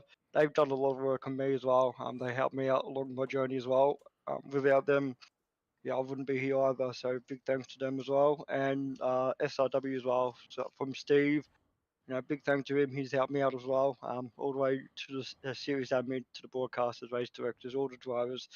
Without you guys coming in every day, we wouldn't be here. I'm having a lot of fun, and yeah, looking forward to next week. Very good, mate. Well, best of luck for Monza next week. Could be a very similar scenario on hand with a very similar track type. Best of luck for that one, and if we don't get a chance to speak to you, best of luck for the rest of the season ahead. No, cheers for that. Thank you. Well, Hutto, next up, I mean, I know DeBono's in there, but he did not finish on the podium. He's probably just in there for a bit of a chat. So we'll drag in Mr. Fahey, who did finish P3 on the road. Mr. Fahey, I got to admit, we were sweating towards the end of that race trying to think, can these guys make it on fuel? How big of a pool of sweat is there in your chair right now trying to make it home on that fuel? It's not the sweat. It's the indecisiveness. You don't know if you should go, and you don't know what everyone else's fuel level is. And Dylan started lifting, and you're like, oh, what do I do? You just don't know what to do. It's the hesitation, the indecisiveness. But yeah, I knew I was going to make it. But what's everyone else around me? What have they got? What are they carrying? Yeah, Darren. So I guess it was more of a strategic game in terms of watching what the other drivers would do. I guess when your teammate Jay Dixon pitted, was there a call between you two to split the strategies and try and go for the best outcome possible? No, I don't even. To be honest, I don't even know what he did. He pitted on lap 21, I think it was, with Sam Katakazinos as well, who ended up finishing P5 and P6 actually. So I was just seeing if there was a strat call with that one. But no, congratulations on the I guess another podium finish for you. Good points at the top as well, mate. I guess you're flying the flag for DFR as Jay's away, I guess, sooner than soon actually. I guess how do you approach the last 3 rounds? I'll have to kiss and make up and try and get friendly with the Kittens boys but I think Daniel's my biggest opponent at the moment. So no, I don't know. Qualifying's never my thing. So just take it as it is. Don't take it too seriously, and I don't get disheartened, and just enjoy it. That's a good attitude to have, Darren. Fantastic. Well, Darren, is there anyone else? Is there anyone that you'd like to give a shout out to here tonight for Downforce Racing, and anyone else you want to give a shout out to as well, mate? Go ahead, and the floor is yours. And congratulations to myself and Hutto on a phenomenal performance to get your DFR car into P3 on the road here tonight. Yeah, thanks, boys. Shout out to Phil and then Monica. Speedy recovery, mate. I need you back here. Better shout out to Leanne, my missus, and my little girl Harper. I missed out last week, so excited to give Phil a shout out that I forgot about them, so lucky. Very good, mate. Well, best of luck next week for Monza. We'll let you go, and if we don't get a chance to speak to you, best of luck in the rest of the season. Thank you. Thanks, mate. Thanks, boys. And how about that, Hamish? Just a quick lane on is like, I just need Phil Vella. Imagine just having Phil Vella as your wingman for the last couple of rounds. Just casually. I just need Phil Vella to, just hold him up, would you? Yeah. Hutto, you've been requested to go to the RC room. Are you going to make him wait, or are you going to head down there and I can if you need to? Yeah, I'll head down and see what's going on. But okay. I guess thanks for another week, Hamish, and No see you worries, next week. Barbs. We'll catch up after the broadcast, mate. But thanks for joining me once again. Thank you so much. Bye. Mr. Pocock, unfortunately, Hutto's been called to the RC booth, so you're just stuck with me this week. We were frothing at the bit for what could have been a miraculous 2 in a row for you this week for 2 wins, and then all of a sudden Gallo's like, oh no, I can make it home. I'm just going to start pushing now as soon as Scott's right behind me. But mate, what a run of form you've been on these last 2 weeks, and well, P2 on the road tonight. How does it feel to get that done once again, to get yourself not only another podium, but at least another top 2 and another solid chunk of points on the board for yourself? Oh, no, it feels good. You started the season with a few mistakes, and it's good to get a couple of races in that you just get your head down, no incidents, and get the results. Well, mate, I mean, tonight it was a little bit chaotic in the mid-pack. Half the pros came into the field, came into the pit lane, when the when the last safety car came out, it was the second safety car. You decided to stay out with Gallo and Toe and others. what was it like? I mean, what was it like in the mind and in the seat, and just thinking, Yeah. was that the right move, or should I have come in? Look, you just got to commit, right? So you you sort of the iRacing fuel calculator that in the black box, it's great, except for when you've had safety cars, because it sort of skews the readings a bit. So you sort of just got to trust yourself, and especially around here, there's parts of the track that you don't need to be flat, foot flat. That's slight lift. You're going to drop a few k's in the top speed, hardly lose any time, but you save so much fuel. You just got to commit. Ignore what's going on in front of you. Ignore what's going behind, and just trust it. Well, I mean, it seemed like tonight was going to be strategy, survival of the fittest. Hope and pray you can make it to the end. And you did all three of those things to get into P2. Monza next week could be a very, very similar scenario with a very similar style of track. How are you feeling going into that race? It's another fast-paced run, really, really quick laps. Opportunity to get a good chunk of points. I believe next week's is Monza a sprint out? I believe it is. I believe real life Monza. I think it's a full 60-minute race. Okay. Next week, yeah. It is indeed. Okay, so one opportunity to get a full chunk of points next week, but plenty of time to come back if any mistakes happen early on in the piece. Yeah. How are you feeling going into that race, especially with it's a similar style of track to the last 2 weeks with Mosport and with Zandvoort this week as well? I don't think that next week the strategy will come into play as much as around Zandvoort. I believe they're increasing the fuel tank size to 100%. So we might even, it might be a full, 30-minute stint on a tank. Not that I've tested it, and I probably won't until 6 o'clock next Wednesday. But really interesting to find out anyway. What I think, if it is going to go up to 100%, what I think that'll actually lead to is the strategy of how little fuel can you put into the car to make it home if there are safety cars. I think that'll be what the strategy is. So if you can figure out, right, if there's a safety car, if it runs for 4 laps, how much fuel can I save? Or say if it runs for 2 laps, how much fuel can I save to then not need to put in as much on that pit stop as well? And it may even be worth taking during the practice this week, running around and doing some test safety car runs of you slow the car down to 80 k's an hour and you just run around at 80 k's an hour for 2 laps, and you see how much fuel can I save over those 2 laps. Right, I've now got my number. I know what I can save to. I know what I can put in my car if there is a safety car. Obviously, if it doesn't happen before the pit stop, that kind of wrecks the practice point of it. But it does give you a bit of a book in your backpack to pull out and be like, I know exactly what I need. I can trust the maths on this. Let's go. Yeah, you're right. And, in the toes down these straights, you use that to your advantage too. Like, you don't need to pass every car every bloody time you come up behind it. So if you could use that to fuel save, it will shorten your pit stops as well. So, yeah, it's something definitely... it adds to the fun of it. I don't have the outright pace, but sometimes the strategy works. So bring it on. Oh, mate, I hope that we can see you continue this run of form into next week at Monza and into the rest of the season as well. Let us know who helps get you out on track, mate. Anyone else you want to give a shout out to as well. And congratulations on another top 2 performance this week. You unfortunately couldn't get the second win in a row, but a P2 on the road I think has got to feel just as nice when you've been beaten by the guy who put it on pole and led every single lap. Yeah, look, I'd like to thank the DFR guys, the Andreg guys, and Callum. We sort of sit in voice chat and we discuss all these strategy calls and, call out incidents when they're on track and things like that. So, it's hard to do this sort of stuff blindly. So, yeah, thanks to those guys. Very good, mate. Well, best of luck for Monza next week. And if for whatever reason we don't get to have a chance to have a chat, best of luck for the rest of the season ahead.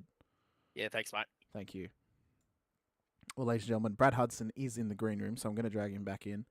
Mr. Hutto, have we got any sneaky tea that we can reveal to the people, or is it a bit hush-hush right now? I guess we're still hush-hush. Okay, fair enough. Yeah. Nah, Let's just very, get our very good. next Very, driver very in. good. Well, we'll get in the man who led every single lap tonight, started it on pole.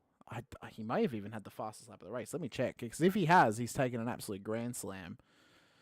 Well, he has the fastest lap on my timing, but there may have been a faster one prior to it. I'm just going to claim that he had the fastest lap, because why not? Almost a grand slalom, isn't it? Yeah, it is technically a grand slam because he's led every lap. So the fastest lap of the race, started on pole and won. We'll drag him in though. Mr. Gallo, back in form. Grand slam performance for you. Pole position, led every lap. You can correct me if I'm wrong, I believe you had the fastest lap of the race, and you won. It cannot get any better than that, can it? Yeah, evening, gents. Yeah, pretty wrapped with the outcome, and yeah, stoked. Yeah, definitely. Well, yeah, David, well done. Oh, go on. No, Hamish. no. I was going to say it's a return to form for David, of course, Hutto, and we've been kind of waiting for you to come back up the front of the pointy end and battling for these wins as well. How does it feel to finally get that on board, especially going into the final 3 rounds? Yeah, it was, I think I might have had maybe 1 or 2 podiums this season, so good to sort of be back up here. Put a couple of laps in with Daniel last night to sort of get our heads around a couple of those banked corners, but definitely paid off. So it's it's worked out well. Yeah, nice. I guess, David, have you found the skill level in the pro field is definitely elevated this season? You said, I guess, well, comparing to last season, you were a regular on the top step or on the podium, and this season, just only a couple of podiums. Has something changed in the pro field? Yeah, I reckon there's probably there'd be at least 10, if not more, in the pro field that could take it out. Everyone's relatively close. Looking at the top sort of 3 or 4 times there, it's with a 10th or 2. So it's tight. And when it comes to race pace, it brings everyone together anyway. So quality time doesn't generally mean you're going to be fast in the race, but it's consistency, and a lot of the guys have got it. So it's tough, definitely tough, this field. Well, I guess you proved that wrong. You were fastest in practice, quali, and the race. Oh, you came first in the race, and you had the fastest lap. You did everything, so fantastic. I guess for you, leading the entire race, how was it trying to fuel save if you weren't able to actually sit behind anyone in the race? Yeah, I think fuel saving is definitely my weak point. I think last season I had to pit in a couple of races with 1 or 2 laps to go. So I was lucky to have Daniel in my ear saying, it's 4 or 5 laps to go now. You're cutting it fine. Commit or don't commit, sort of thing. But I sort of committed and saw that Darren and both Dylan sort of stuck to that sort of second sort of relative behind me. So I think at one stage we all sort of come to terms with it, that we had to back out of it because none of us were going to get to the end. So between watching the relative and Daniel in my ear, I think got me there. I literally rolled to the line on that last lap. So yeah, cut it real fine. Sounds like a bit of a cat and mouse race towards the end there for most drivers. Yeah, definitely. Well, David, you mentioned that, similarly to how this track can be run and that overall pace may not be the biggest factor, do you think it's going to be very similar next week with Monza and the toe, and how qualifying up the front may not necessarily be your best friend, as it's pretty hard to actually break away from that toe at that track and actually keep your competitors in behind you, because sometimes you just kind of have to give into the move in terms of being willing to survive out there as well. Yeah, definitely. I think I was a little bit lucky having Daniel behind me for probably half the race tonight. So I knew he was sort of going to stick with me and gave me that little bit of edge probably, allowed us to sort of pull away. Then obviously the safety car brought Greg back into it, and they come together. But I think next week's going to be very tricky. Plenty of long straights there where there can be moves, and there'll be a freight train of cars, I think, at the end of most straights, I think. Have you checked the forecast at all? I think I would have a message to all drivers if they're watching. Have a look at the forecast. Okay, I haven't looked at it. I don't know if I want to. But yeah, I don't know. Yeah, I'll tell you, David. It's going to test that GPU that Daniel sent me. Oh, really? Yep, Okay. It'll test it. So Gotcha. Okay. it's a good race to test it, to be fair. Monza doesn't really draw too much, so probably the best track we could have tested it at, but it is going to test it. So we're hopeful. If it works there, I'm hopeful it'll work anywhere. But we'll see. But Let us know. Helps get you, mate, and Carlin's out on track. Anyone else you want to give a shout-out to as well? And for myself and Hutto and the rest of the league, congratulations on another win under your belt here in SRW and taking home maximum points here tonight for round number 6 of the Cooler Masters Super Formula Championship out at Zandvoort. Yes, thanks, lads. Just a shout out to Driver 808, which is Daniel on YouTube and TikTok, Glam Raider, Little Rara, and Eagles Automotive. And a shout out to my wife and 2 girls, Anthea and Valerie. Thank you guys. Very good, mate. Best of luck for Monza next week. We'll see if we'll be having a chat to you once again. If not, best of luck for the rest of the season ahead. Thanks, guys. Cheers. Thank you. Hutto, what a race. And what a week we have got to come. We had an absolute treat last week at Mosport. Tonight, another fantastic race, but a completely different style of race, as we've seen. And then next week, we get to go to Monza. I love Monza. I love Monza as well, especially in these cars. It is. I said it a lot, and I got chirped for it. I used to say this track is made for these cars.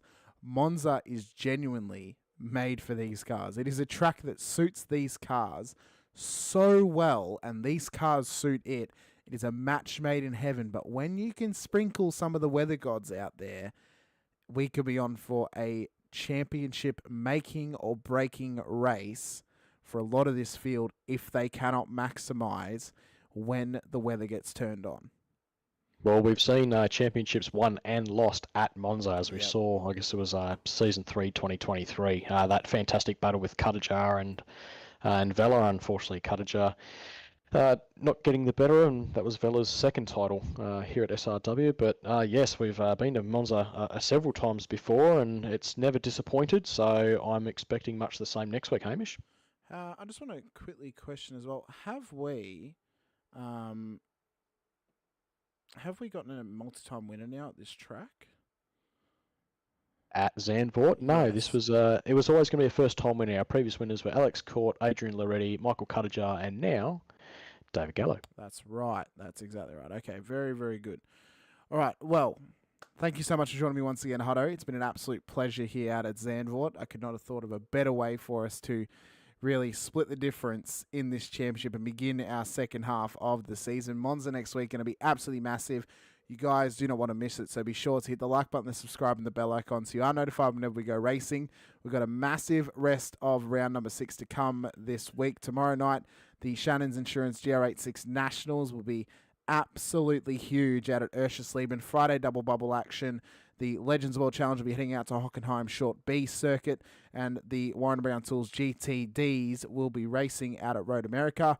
And then Sunday night, we are back for the Warren Brown Tools V8 Supercars Championship Enduro round action once again out at Sandown with full qualifying, top 10 shootout, and the race happening as well. It is going to be absolutely massive, ladies and gentlemen. You guys do not want to miss it. We want to give a quick shout out to all of our series sponsors, including our title sponsors, Warren and Brown Tools, for their continued support on Tuesday night Supercars Series, the Friday night GTDs, and the Sunday night Supercars Championship as well. We also want to give a shout out to Cooler Master for picking up their support on the Wednesday night Super Formula Championship, Shannon's Insurance for their continued support on the Thursday night GR86 Nationals, and as well to all of our other series sponsors, including NeuroPower, DSL Rail Services, Shunt Scenery, and Groom Industries, the home of the V8 coffee table, which can be seen on Prime Videos, Amazon, Prime Videos, Top Gear Australia. I always get those words muddled up for some reason.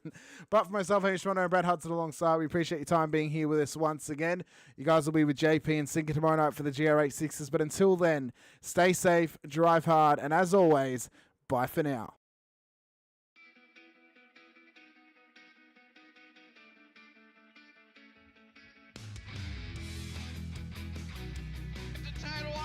Amazing, I was clash heads again.